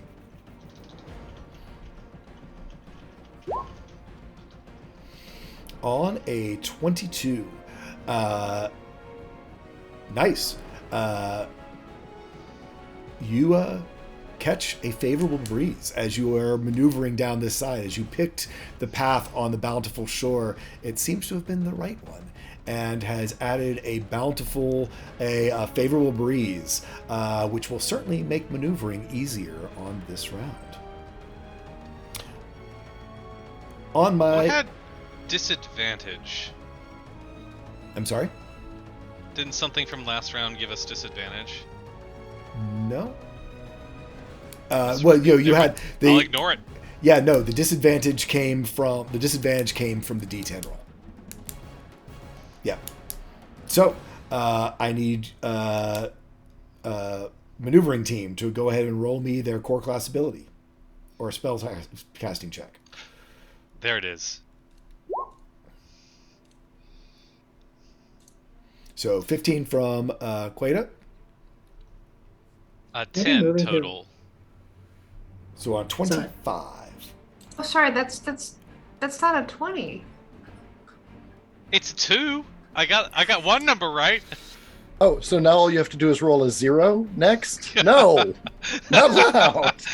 Don't challenge him. He'll find a way to do it. I'm gonna start rolling intelligence, guys. So was it 25 was the total, I believe. Yes. Yeah. So, just barely, with this help and favorable breeze from Baldir that was able to catch, you passed over any maneuvering hurdle and, in fact, are able to catch a breath. And Duron, you gain 1 level 5 spell slot back. If she has an opportunity, can Queta take a quick look at the damaged parts of the ship and try, like, doing a little They're repair into that? underwater at this point, so there's no way to get down to them. And I didn't account for that in my in my tables. Okay, that's fine. So I need, as this lovely favorable breeze is blowing you forward, sort of our maneuvering team is taking a deep breath. I need our interaction team to roll me a investigation or perception check.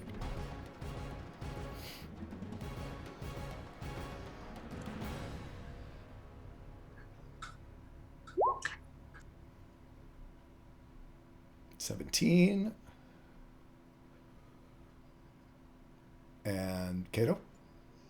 Oh, are we both doing one? Oh yeah, no, it's the normal checks. Yep. Oh, dope. Oh. It's additive. So,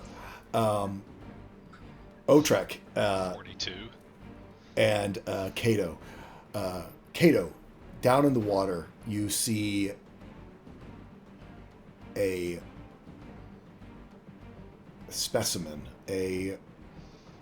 something you've never seen before. It is phenomenal in its form and the biology. It is this sort of floating lotus flower. It is bobbing there right beside, on the bountiful side of the shore, and is right there to reach out and take. And with everything that you have harvested so far from the bountiful shore, you reach down to look at it closer. Otrek, at the same time, in the trees, there is this large, dense bush that you recognize. It reminds you of some of the bushes from home. You know that these bushes have been harvested in the past to create wands, basically. Take pieces of them that can be used to bind creatures, people, monsters. And as you reach out for it, both of you, towards each of these treasures, you quickly realize the deception of the Vile Reef. As I'll move you over to the combat map. I need everybody to roll me some initiative, please. So, We'll do this in the thing so it's easier to track. Are you changing the Roll20 map at all? Yep, I'm about to swap it over. Okay. It is Out of curiosity, DM, yes. I just now looked over at my sheet and realized I still have inspiration from way back when. Mm-hmm. Could I have used that at any time? Yeah, I mean, it's inspiration, so I would say yes. That's good to know going forward. So, I actually still have mine too, but I just never used it, so I just silently wiped it off. Yeah, you know that time when I rolled like a 2? That would have been an excellent opportunity. Opportunity. God. Oh, I didn't select a token. I don't know I'm sorry. if that's a Where, problem. is the timer not up? No, there it is. There we go. Should I just re-roll? Yeah, tell you what, let me clear it and have everyone re-roll, because I forgot to clear it. Yes, please. So if everyone could just make sure you can click on your token, do all those things.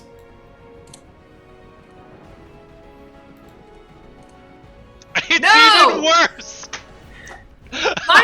Mine got worse. I want my old one back. Yeah, I would have loved to have Funny. used that 22, but this is fun too. No, that's alright. I'm not gonna complain. Dims the It's brakes. It's ironic because 5 was what I had for initiative in the last combat. Oh no. That's fine. This means I get to hide behind whoever doesn't have as much around them. I mean, if you ask me, and this is my honest opinion, Cato doesn't have the physique for a high initiative.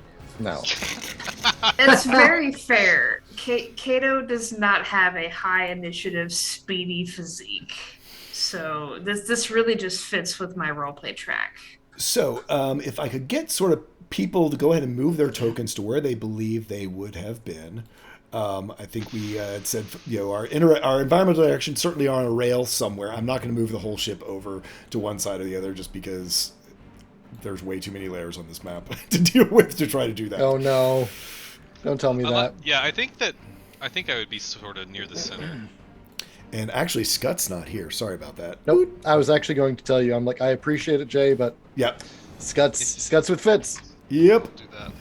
Yeah, true. We Did gave I that see boy s- too much. Maybe Did- Scott's floating around in the water somewhere. Did I see Scut in my scry? No, you would not have seen Scott in your scry. The bastard. They left Scut. Oh, Scott's legitimately like in the ocean somewhere. Just like waiting. Yeah, he Trying. just got to where they were, and now they've flown the other way. Oh, that's rude. That's so Noticing rude. A strange lack of presence of people on our starboard side, guys. So, as as Cato reaches down, sort of towards this beautiful lotus blossom,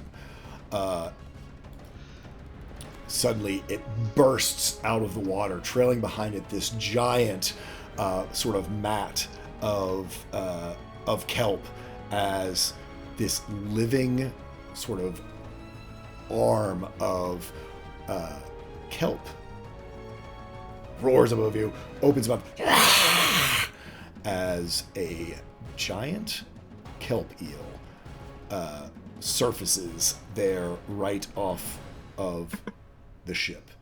I called shrieking eels earlier. That's on my bingo card. Help! Help! Help! And as it, golly, y'all had terrible initiative. This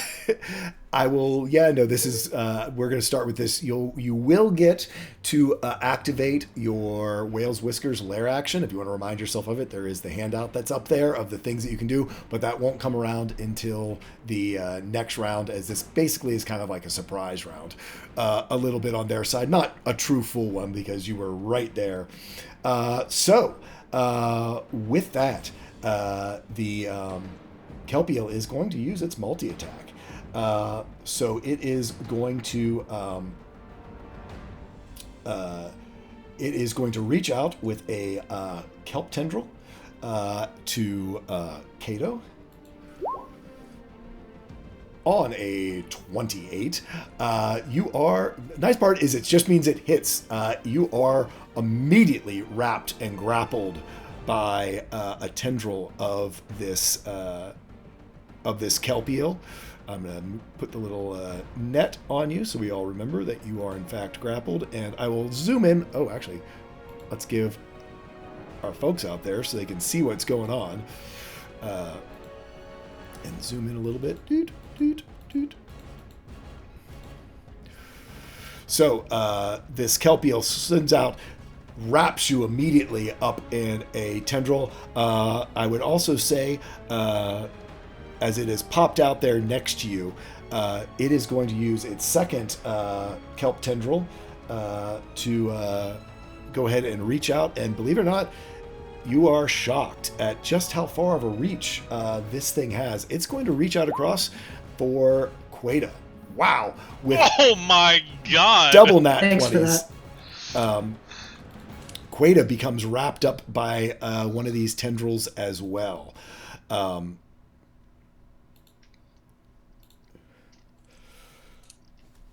So it then will use its reel to reel you into it. Queta, you find yourself lifted up off the deck out over the water, as well as Queta does, feels themselves pulled in.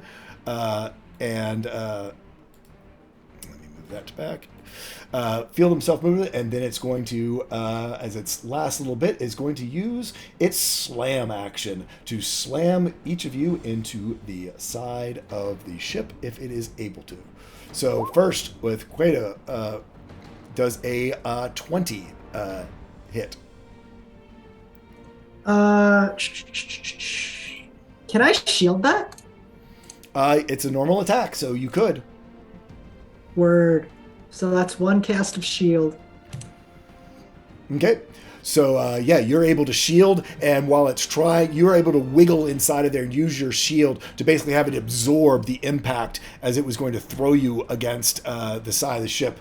It then is going to do the same thing to Cato. A 21. No, that will not hit.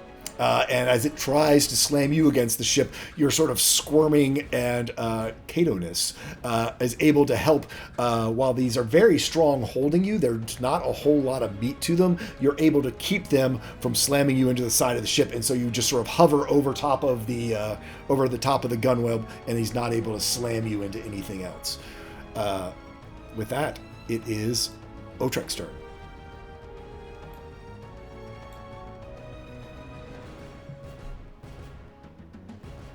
Okay.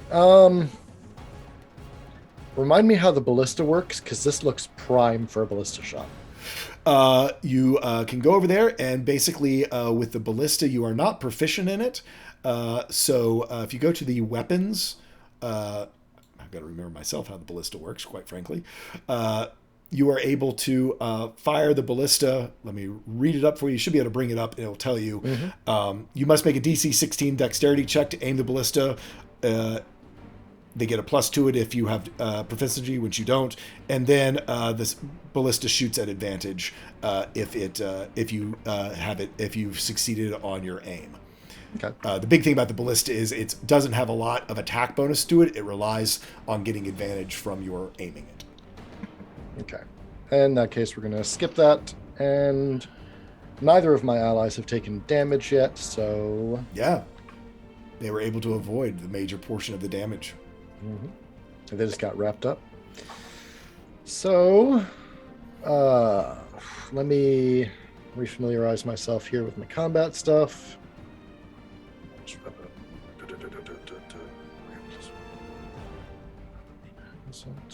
Proficiency. Okay. Cool.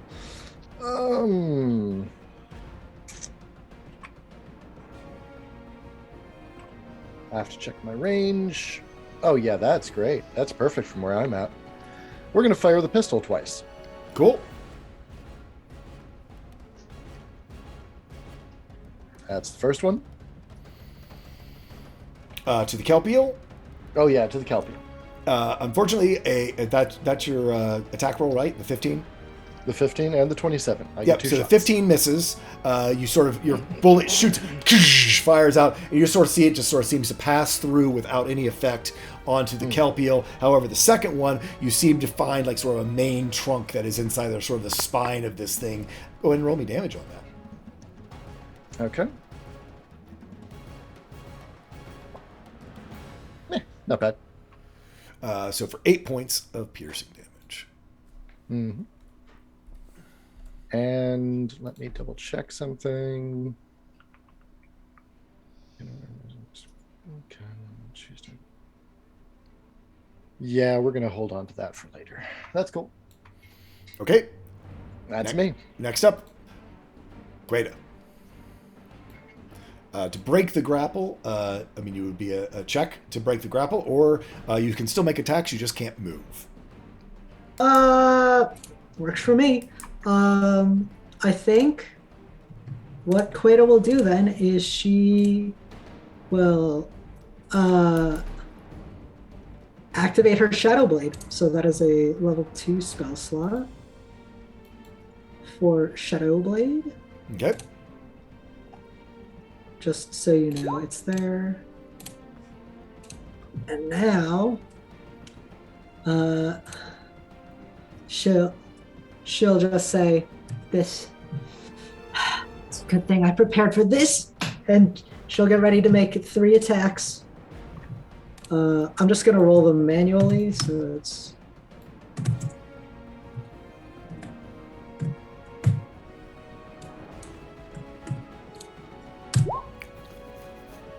First one's a 24. I have to actually look up what the damage is. Damn it. It's 2d8 plus whatever my thing is, so that's 2d8 plus 5. For 14 psychic. Okay. 11. Hit 11 will not hit. And a 19. 19 will hit. Sick.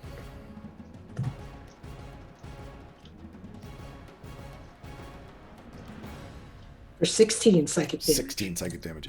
You see it sort of writhe in pain. This sort of weird, it's not really a shrieking as much as it's like this leathery sound of this wet kelp sort of moving against itself as this sort of maw opens at the front of it and sort of writhes as this psychic damage sort of descends into its whatever brain it might have. So, Otrek, as you sort of turn away from this bush that you were examining, just fire your pistol. Those shots ring out, and you see bursting forth from this bush a whole group of these small, sort of cat-sized flying drakes. With his long, sort of elongated mouth, almost like an anteater's mouth, and these sort of wicked proboscis tongues that are hanging out of them. And this flock comes, kind of vile reef Canadian geese, very much so. They come flying out and just start to swarm around the party. So one is going to head. Let's see, they've got they got 60 fly. So yeah, they're flying down towards Duron over here. They're actually not going to worry too much about. They're not going to go approach ye old whatever. I'm going to have one that's going to fly up here. Duron we are not going to have in combat. He is down below in a trance. That's Howron. Howron is going to be down in a trance. I used the wrong words. Just because I hate to do that to people's characters. I don't know, that reef shark thing sounds real great right about now. And this one's going to come over here. I guess this one's going towards Otrek as well, because he was sort of right there. So, you see as these cat-sized drakes, as they fly towards you, you see their bodies sort of expand as they become larger. So they're almost person-sized as they come flying towards you. And so the first one here next to Otrek is going to take a couple claw attacks against Otrek. 9, I'm assuming, doesn't hit. However, a 24, I assume, will, unless you've got a way to mitigate. So you take just 13 points. It's normal slashing damage.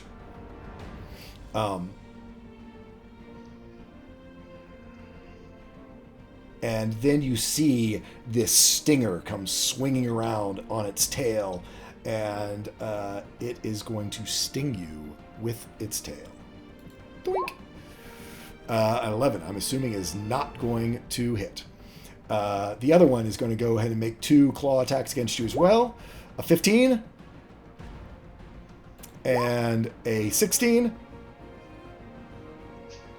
Otrek, does 16 hit? I've got a 16 AC, but I'm really thinking about throwing a shield spell right now. You're welcome to. I think I would like to not be stunned, please. Okay, so you go ahead and throw up a shield spell, and then so you'll still have that +5 when the stinger comes around on an 18. I assume with the shield is not going to hit. Nope, that's a miss. As your shield comes up, you see these 2 creatures are sort of clawing at you. Next one is going to attack Baldir with 2 claw attacks. 21 for 10 slashing. Then a 10, I assume, is not going to hit, plus a stinger, a 19. I need you to roll me a Constitution saving throw.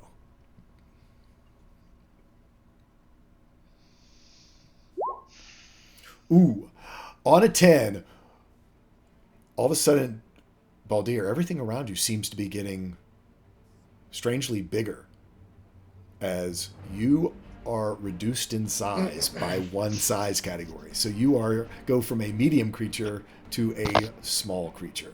As He's this a tiny elephant. Luxodon is now this tiny elephant. That's so cute. Next up is our good friend Duron. A couple claw attacks. Ooh, on a Jesus Christ! Are you kidding me? on a natural Oh, 20 Why does this always happen? for 20 points of slashing damage. And another one, 16 hit. Shield, thanks to my Rod of the Pact Keeper engravings. Yep. So whoosh, you put up a shield spell to block the second one, and then the stinger comes around. Ooh, on a 21 with shield, does it still miss? Does it miss? Nope.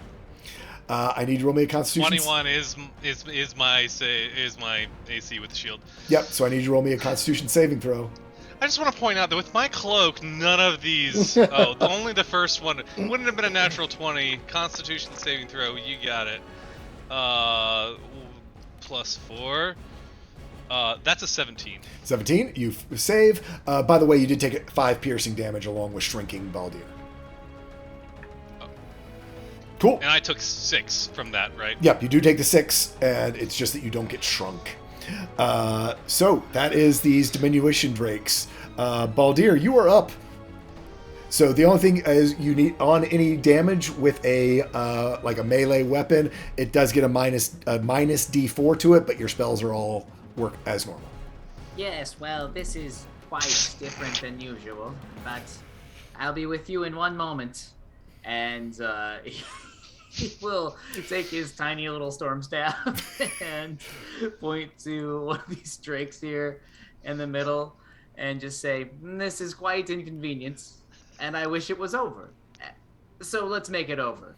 And he's actually gonna cast Chain Lightning Ooh. on the center one. So he's gonna target the center drake, the other 2 drakes next to it, and the giant kelp eel. You can so do I need that. Dexterity saving throws from each of them. Woo, okay. What do I got? I'm sorry, I've got, here's the eel. Let's do that one first. 16 is what we're looking for here to beat. Dexterity saving throw. That's just a flat one for this buddy. The kelp eel fails. Okay. Let's just go. I'm going to go get all these done before you start rolling damage. So the diminution drake. So we'll say this is the center one. Is diminution drake. 26. So the center one saves. The one to its immediately next to it looks like that's going to save too. They've got a lot of bonus on these. And then the one down by Duron fails epically. All right. Awesome. He deserves it. The ones who failed will take full damage on this, which is... Let me make sure I get it right. Yeah, it's a big old chunk and chunk. 10d8. 10, yeah, go ahead and roll that up. The others take half, so 36 damage. So 36 for this one. These 2 are take 18. And then the one directly next to me, I'm going to invoke my Storm Sorcerer ability. That is called Heart of the Storm. So basically, anytime I cast a spell, any creature of my choice within 10 feet of me takes lightning or thunder damage. So I'll just go ahead and transfer just a little, for a tiny baldier, tiny bolt of lightning. So 5 damage. Hey, 5 damage is 5 damage. Okay, so describe to me this mana. How this, does it come from the sky? Describe to me. No. You see this tiny little, the broken up part of his mast from the ship that he sailed in for months when he arrived on this realm. That's already scorched and marked, just lights up, and it's very cute. Probably at first, it's like a flashlight. It's like a mag light shining before suddenly. It's let's just call it like kind of Kamehameha energy as this like stuff just. This particularly large blast of lightning shoots forth, hits the center Drake, spreads the others, and then just a tiny little to the one next to it. Gotcha. So some residual lightning. You see both the two that failed their saves, you see them just get full, like, right in the chest, and you see them shake and shudder, both of them bloodied, definitely felt it bad. The other two that were next to Otrek seemed to shake it off a little bit more, but still it is a huge burst of damage to them as well. And unless you want to move or do anything like that. No, I think I'm good where I am. Okay. Duron.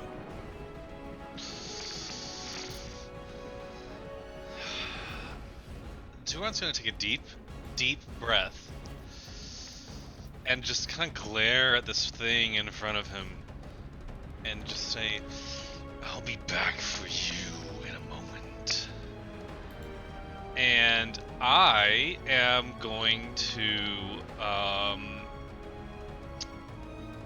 sure, we'll go ahead and cast Shadow of Moyle, and you guys are going to watch that little necromantic eye that I was playing with earlier. I just throw it up, and then it shatters, and you all watch this like eruption of ice that's like pure black ice surrounds me, and you can no longer like actually see my form. It's completely obscured. And Duron is going to at the same time, I think that's a bonus action. Let me double check. Tentacles of the Deep. As a bonus action, I'm going to summon a spectral dragon's head, and I'm gonna point it like it's gonna just appear in like this watery rift right next to, in between that the drake and the kelp eel. Yeah, right there. Gotcha. This is your tentacle or the watery hand? The tentacle. It's gonna appear there, and it's going to make. I think I can make a melee spell attack against the eel. I'm sure I had a token for that. I don't know where it got to. Oh, fuck. So it can make a go ahead and make a spell attack against the eel. That is a 24 to hit. 24 will hit. And that's 2d8 ice cold damage. So only 5 damage this time. I am heavily obscured, and assuming that this thing is relying on sight to actually see me, also all the light around me drops by 1 light level, so it's all dim around me. I should be able to move away from it without it being able to attack me because it can't actually see me. You can certainly. I don't know how you. You can certainly try. It's heavily obscured, so I'm gonna do it. At the very least, it'll have disadvantage, and I'm gonna go. So is it is it a solid barrier or is it a obscured thing? It is the lack of light is not what causes the obscurement. It is actually a barrier, like so. Does it say you have cover or that you have? Yeah, I have. Obscured? It's It is heavily obscured. Okay.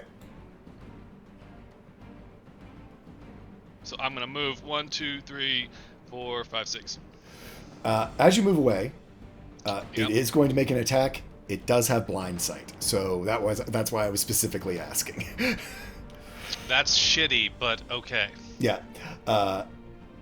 And it's going to try to hit you with its stinger as it sees you get away. 21. Motherfucker. Well, it hits me.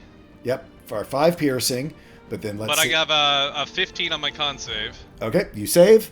And it takes damage. Oh, as a that's result. right. Is it one of those awful ones that bites back? Oh yeah, I'm one of those guys. It's 2d8 again. So that's 8 points of necrotic damage back to it as it like stings me, but the ice shards pierce into it and cause some necrotic damage on the back end. Yeah, it's looking rough. I mean, it's probably thinking twice about what it just did. Yeah, go fuck yourself, you little shit. Yeah. I don't know. Something Duron says is mean. So, Cato, you are grappled, sort of held in the air next to this giant, writhing mass of kelp with a lovely lotus flower sort of right over the ear. It's very fetching. It's definitely this eel's color. I have to admit, this is lovely color coordination. However, this is mildly inconvenient. Mildly. I'm trying to be more optimistic. I am failing miserably. I appreciate it. She's still like getting You're ready all just to sort of being sing. flailed around by this, having a conversation. It's great. Natural 20 on my concentration check for the Shadows of Moyle, by the way. Gotcha. I had a plan, and that plan kind of got fucked. So I am trying to figure out a way to do this and not fuck everyone over. It'll be fine. I mean, it could be, but it also couldn't be. And I don't trust my rolls. So I will, Cato is going to, in the midst of this struggle,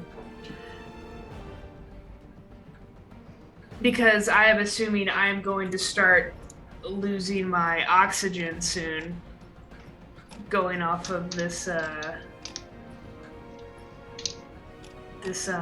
flavor text here. We're gonna cast Harm. Ooh, okay. Ooh. Because Yikes. Cato is very afraid at the moment. Yeah, no, that absolutely works. What do I have to... It's me rolling a thing, yeah? Or is it Yes. you doing an attack? It is a con saving throw. Constitution saving throw. So, Kelpiel has pretty good con, but let's see. Dice can be dice. 12. I'm assuming that fails. That is a fail. It is going to take It's awful. Yikes! 42 damage. Cool. That's not like Blighter that does something weird against plants, right? No, nothing specific Okay. against plants. Yeah. Its hit point maximum is reduced for 1 hour by 42 Gotcha.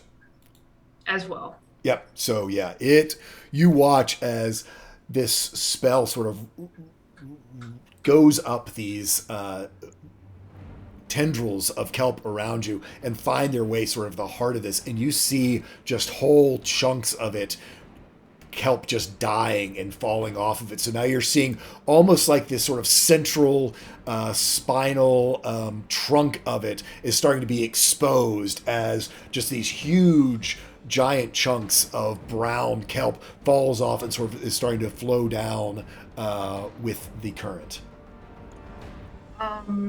Tall, can you do me a favor? Can you roll 1d2, please? Sure. It's completely nothing to do with you.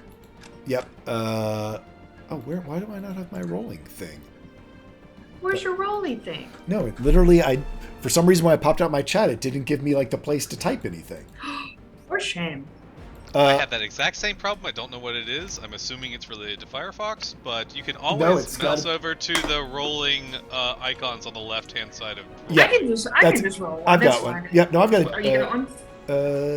Yeah, just let me put in the advanced dice roller, and then I can do a. Well, I guess I can't do a 1d2. Well, I'll do a d4, and 1 and 2 is a 1, and 2 and 3 and 4 is a 2. Perfect. Easy enough. 2, so it's a 1. Perfect. So as Cato is still being lifted and still struggling against this, he's definitely fearful. You can see he's like some tears starting to well in his eyes as he's shaking, and his hand flares to life as he casts, or the light flares on his claws as he casts Shield of Faith. And Otrek, you have a shield currently, correct? That goes away and. Yeah, it's already gone, but I'm curious how you're casting 2 spells at once. Can't do that. Yeah, you can't gotta do harm cast in Shield of Faith, It's Oh. bonus. One's a bonus action. but you can't. You can only Yeah. do a spell and a You can cantrip. bonus Two action and numbered cantrip. spells and then Yeah, it's one of those. Fair. things. Sorry, I am still so new to. No cleric. worries I at all. apologize. All I was you. curious about it. I'm like, that I might be maybe an item could do that.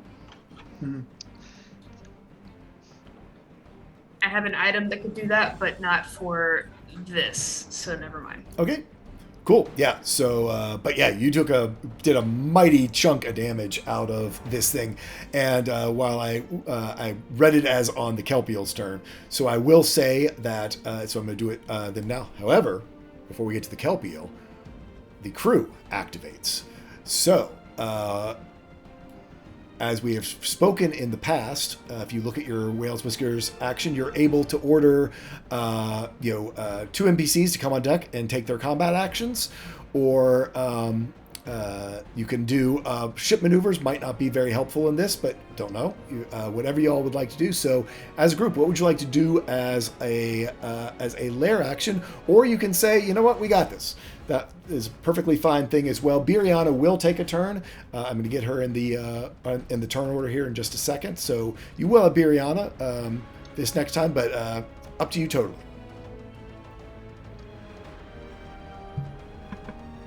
I'm always down for getting Ollie on deck. I was just about to say that, Ollie. And if I had to pick a second one, probably Lars. Arcane Archer Pally is a good combo for us Sounds right good now. to me, yeah. yeah. Okay. Banish arrow, one of these things. So what Stop would you that. like? What would you like Ollie to do, and what would you like as? I have an idea. How strong is Ollie? You would know. Let me look and see.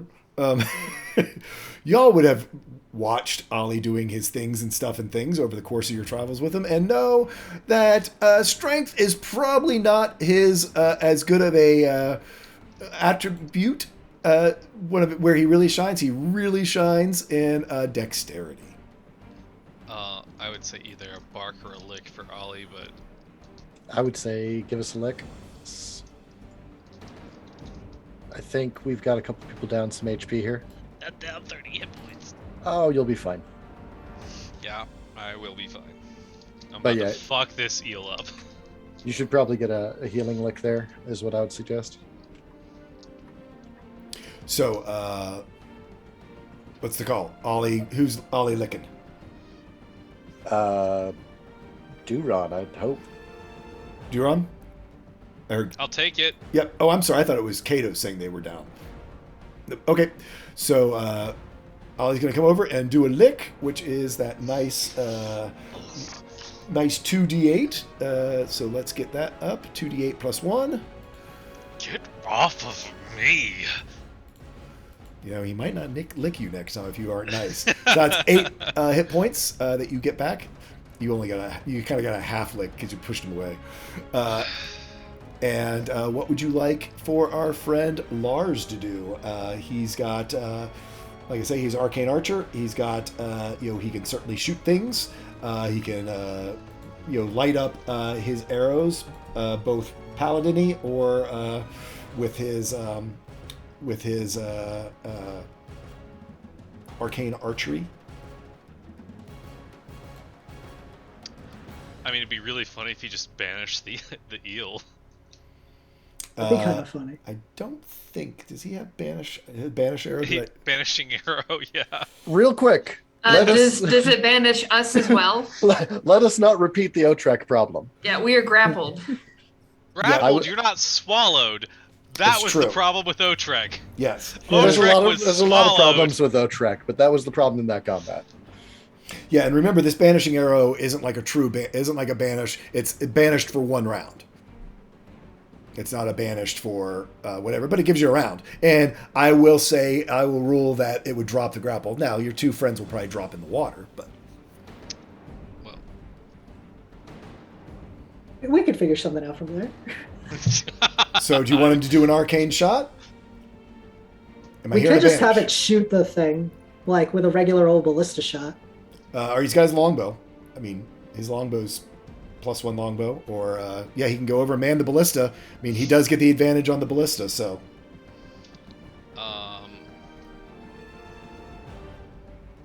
I would say just let him shoot the ballista if it's already loaded Yep, ballista. this round. Yep. Whoop. Personally. Cool. So Lara's going to go up there and do a ballista shot.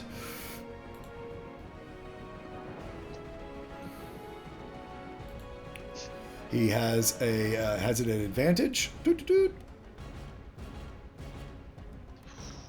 On a 21, that is going to hit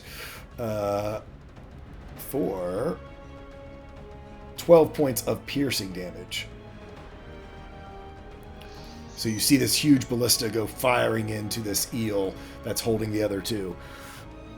Whoa. Okay, stand by. My whole computer just locked on me. Oh no. Oh no. Oh, no, I'm good. It just went to lock screen. Hey. Sorry. Oh, I was like, now I'm in control of the Yeah. So when I say that's minus 12 points of piercing damage, this eel Back is to you, looking... Metazoa. Yeah, is looking rough, as that is your lair actions. And I'm going to bring Biriana on board real quick. With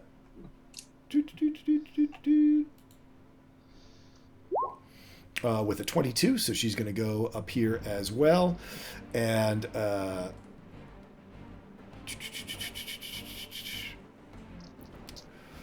she is going to... as she's still trying to keep the ship from somewhere there, she is basically going to use her action to keep the ship from drifting, because that is a thing that can happen. But as her bonus action, she is going to give advantage to Otrek, as he's still got 2 of these drakes who are right up on him. So for you, that is a D12 advantage that you can use. I'm pretty sure that's the right one. D12, yep.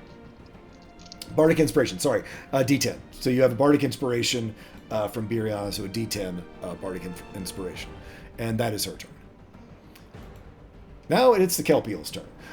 Since we didn't do it before, just please mark off that you have 1 round of asphyxiation. It is equal to the number of your Constitution bonus before you start to actually begin to suffocate. But go ahead and mark down that both Cato and Queta have taken 1 round of suffocation. And with Kelp Eel,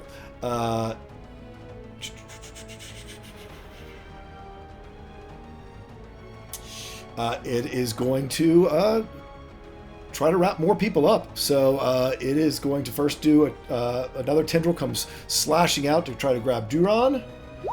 On a 13, I think it's going to miss. And going to try to get Ollie as well, because, they're right there together. On a 15 for Ollie. Oh, no. Nope. Ollie's got a 16 armor class. Does not get either one of them, but doesn't have to really all in. It's going to try to slam both Queta and Cato again.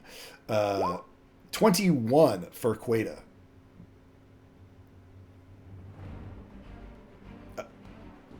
I'm sorry, you muted.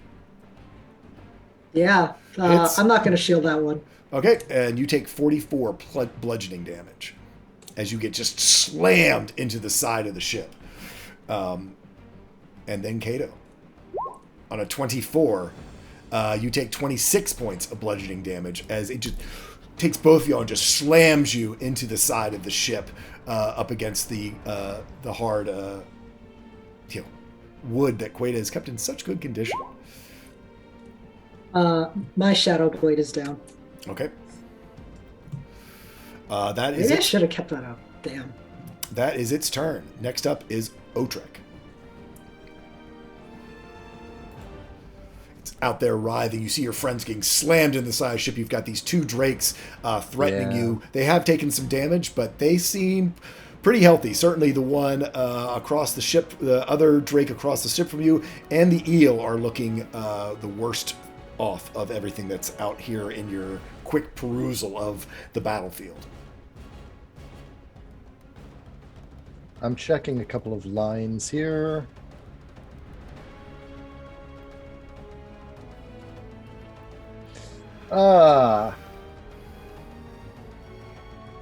Otrek is going to call to Queta. Queta, can you handle it? Yeah. Ouch. But yeah, I'm all right. I don't believe you. Okay, let's see. What are we going to do here? This is not going to be so pleasant for me. That's fine. Would you like an above board reassurance? Because 44 is just slightly over 1/3 of my health. Okay, I'm more worried about Fighters, man. I'm more worried about can you kill this eel? I mean, probably. How confident are you? Well, I was gonna do something that wasn't killing the eel next turn, but All right, I'll take care of it then. All right, we got 2 eels on me. That's fine. Well, 2 drakes on me. That's fine. Remind me, does making a ranged attack trigger an attack for opportunity in 5th edition? Does not. Sweet. Casting a spell? Nope. The only thing is moving. All right. We're going to cast Branding Smite Woot. as a bonus action. We are going to go ahead and upcast to level 3. So it's going to do 4d6 extra radiant damage. Nice. And then we're going to go ahead and attack the eel. Cool. All right. It's the first one. Does that hit? 21 hits. All right. So let's get the damage from the pistol going. And let me grab my spell here.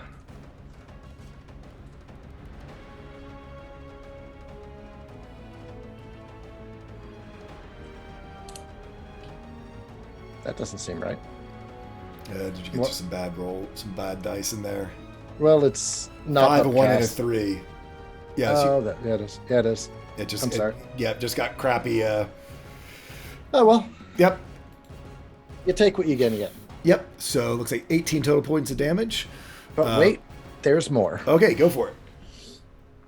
You see this first bullet just go ripping through, and the radiant energy just sort of explodes, and this sort of place where already the harm spell had sort of revealed this trunk, you see is just completely exposed as you try to shoot your arcane jolt into it. Is that the damage, or is that to hit? That's the additional rider on Arcane Jolt, which is a Battlesmith Gotcha. Yep. class ability. So you see that secondary jolt of explosion go off, but there's still just the few of these tendrils holding this kelp eel together. All right, we're going to try shooting it again because Okay. I've still got the other shot. Yep, you've still got another shot. It's not bad.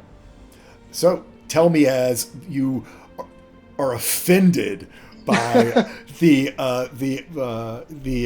mechanisms or the resulting damage from your first bullet not doing what it intended, how you just finish off this kelp eel with your second shot. Heck yes. All right, so Otrek levels the pistol after loading it with blessed gunpowder, fires it that first time, and an arcane jolt chases it down along the way, blasting apart the central mass of the kelp eel, revealing that central stalk that is withered and burning and smoking. And just with like loathsome precision, just immediately snatches into his bandolier, loads another bullet, and takes that second shot right in that opening while it's still there. Yeah. And you just see sort of the top of this kelp eel just sort of like flip around as suddenly the spine is not there. You also see your two friends plummet down into the water. You are entangled but not constricted at this point. So you can sort of get your movement is halved to get yourself out of this, but you are no longer grappled. But your movement for the next round would be halved. It's basically the equivalent of being prone. So, Queta, you find yourself sploosh in the water. This eel, obviously dead from Otrek's attack. Queta's happy to be free. How high up is the boat? Like the I mean, you know, it's a little bit of a climb. You are familiar with climbing. I would say it's a free action. You know, Lars could kick one of the boarding ladders down. So you know, it's from the water's surface to the deck is probably 10 feet. And like I said, you are at half speed. So you basically get yourself up on the deck this round, or do something ranged. Or other. Okay. So it's like 10 feet up, still like about where Lars's would be, like maybe 15-ish? No, I'm saying where Lars is 10. But you're like 5 feet away from, you were pulled in a little bit tighter than Cato was. Okay. So where Lars's is 10, so next to him on his left, would that be 15? No, I'm saying from where you are, it's 5 to swim to the boat's edge, and then 10 feet climbing up the ladder. So that would be that'd be 15 feet of movement to just get there. Would take 15 feet of movement. Yeah, I do have the struggle of 25 movement speed, unfortunately. So it won't be quite that good. So I have a better idea. Okay. I'm gonna go ahead and manifest Echo. Okay. As my bonus action. Okay. Which thankfully has a range of 15 feet to start. Nice. Yep, so you can put your Echo right there. I do not have a token for your Echo yet, so... So it's going to be on the left of Lars. He's going to see... I don't know how it appears. Does it form in shadow? Does it appear in like a bolt of thunder? Yeah, I mean, you sort of... This first time you sort of manifest it in combat, you sort of hear that sort of distant thunder rolling, and you see, again, even though it's sort of a little bit mid-afternoon, there's not a lot of shadows. You see these shadows coalesce, and then sort of in a bright flash, it comes together and manifests there next to Lars. Okay. So this Echo, you can manage to move up to 30 feet in any direction. Okay. So you've used your bonus action to manifest. Yeah, okay, so it has movement separate from my own. Yep. Okay, so Queta is going to make the climb up herself, so she is going to... Can I move myself? Okay, yeah, she's going to start climbing up here this way, but she'll tell the Echo, give Otrek a hand over there. The Echo will hopefully nod and take out a dagger, I guess, because that's like one of the few melee weapons I have. Okay. So it'll move 5, 7, 15, 20. And it will go ahead and make attacks against this thing. Okay. If you can adjust your camera up a little bit, as you're getting excited, it's like you're sort of disappearing off screen. Where am I good? Yeah, you're good now. Am I here? Yeah. Okay, cool. It's just, you were getting into it, and just we got like your nose. I'm just like flying away. Yeah, that's Okay. me. That's me actually climbing up. Okay, cool. Go ahead and roll those attacks. Okay. Let's see. We'll start 1. And hits. How do I roll it for damage? Just click on the dagger part. Yeah, there you go. Okay. So that's 9. Oof. 10 does not hit. Yeah. 26 for 6. Yep. And then I'm going to use, wait, what is that? 1, 2, 3. And then I'm going to use one of the Unleash Incarnation uses to make another attack. That's a 16.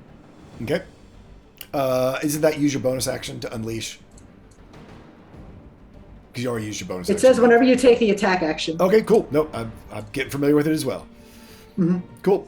So that last one, a 16, does hit. So that lasts Okay, cool. 8 points of damage. Lovely. Okay. I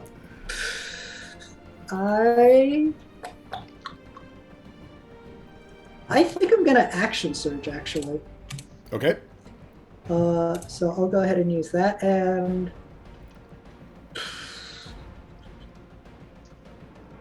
we'll just go ahead and attack it again, I think. Okay. Uh, Do those 3 attacks. 17. 17 hits. For 9. 27 for 6. Okay. 26 for 7. Okay. And I'm going to use another use of it. I have uses equal to my Constitution modifier. Okay. So I'm going to make one more attack. That's a 13. 13 does not hit, unfortunately. Okay, but still, that is 7, 6, and... Yep, I got it all in there. You just see Sorry, this 6. this shadow. Anyone who's close by just sees this shadow, shadowy version of Queta in this sort of plate armor, just begin to just carve into this diminution drake until it is just barely flying, dagger, dagger, dagger, dagger, dagger, dagger, dagger, slicing into it from all different directions, almost faster than the eye can see. And unfortunately, it is still up, but just barely. Pretty good, though. Cool. Okay. So you've done, movement, bonus, action. It is now the diminution drakes. The one that you just went ham on is certainly going to attack back at the Echo. It's going to try to make a claw attack. On a 10, I assume it misses. On a 19, however, it's going to hit. I believe it only has 1 hit point, so it dissipates. What is its armor? It's 14 plus proficiency? 18. Yeah. Can I shield that for it? Unfortunately, I don't think you're able to shield your Echo. That's fine. So it does dissipate and disappears from view. And then with that sort of disappearing, it is going to turn and try to take its stinger attack against Otrek on a 26. So you take 7 points of piercing. I need you to make a Constitution saving throw. Okay.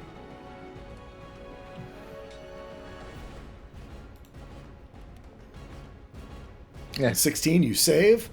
That's its turn. The next chew's gonna just do claws and bites. A 10 does not hit. 23, I assume, hits Oh yeah. for 7 slashing, and then a stinger on a 26 Oh yeah. does 8 more piercing, and I need you to make that Constitution saving throw. On a 14, mini sausage. Would you call it bite-sized? Bite-sized sausage. A Vienna sausage. Swear to God, you guys are fired. I'm gonna bite something now just to be extra mean. This one, how far away did you go? Oh, it has 60 fly. It's not going to matter. It can get to you. So this one's going to go after its friend Duron. It's going to do. He said he didn't want to attack me anymore after he dealt with the hit back. Yeah, he's not that smart.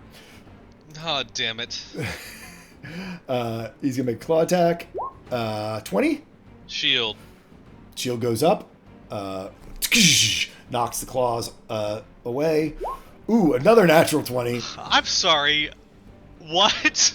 You are just A karma, magnet? man. Karma. All right. Let me roll a con save. He's gonna take. Oh, this was a claw and not the stinger, so. Yeah, but I still Oh, have a just spell keep up. it up. Gotcha. Yeah, so that's 5 points of necrotic damage back to him, Yep. and I'm a 19 plus things, so I'm good. Okay, and so that's you take 9 points of slashing damage, not too bad. And then the stinger. 23 with your shield, is it there or no? Yeah, that'll hit. So you do get 8 more piercing points of damage, and go ahead and do me a con for both concentration and to not get shrunk. Yep. Well, he's gonna take 5 more points of necrotic damage. Okay. I know we're going a little bit over, guys. I just want to get to the shrink into this round. is a 17, and the con save on the is it's only 8, so 7 plus 4 is 11. I think that still saves. Yeah, because it was only 8 points of piercing. You just had to beat a 10. Yep. Right. So, and then this last one over there at Baldir. I need you to make me a dexterity saving throw. It's little Baldir. On a 15, you see it sort of reaches down towards you. You see its jaws open up, that proboscis tongue reaching out, wrapping its way around you, but you're able to dive out of the way just before it catches you, as it then's head snaps forward like a snake, as it looked like it was going to try to swallow you. That was its turn. So with that, it's 11:05. We can call it, or I mean, you've got a pretty good drop on these guys. Do you want to finish up these drakes and get it done with? I'd rather finish them off personally, but I don't know what everybody else is like. I know that some people are in different time zones than me, so it's later there. And I know some people have to work in the morning probably, Yep. So I'm going to vote that we call it here.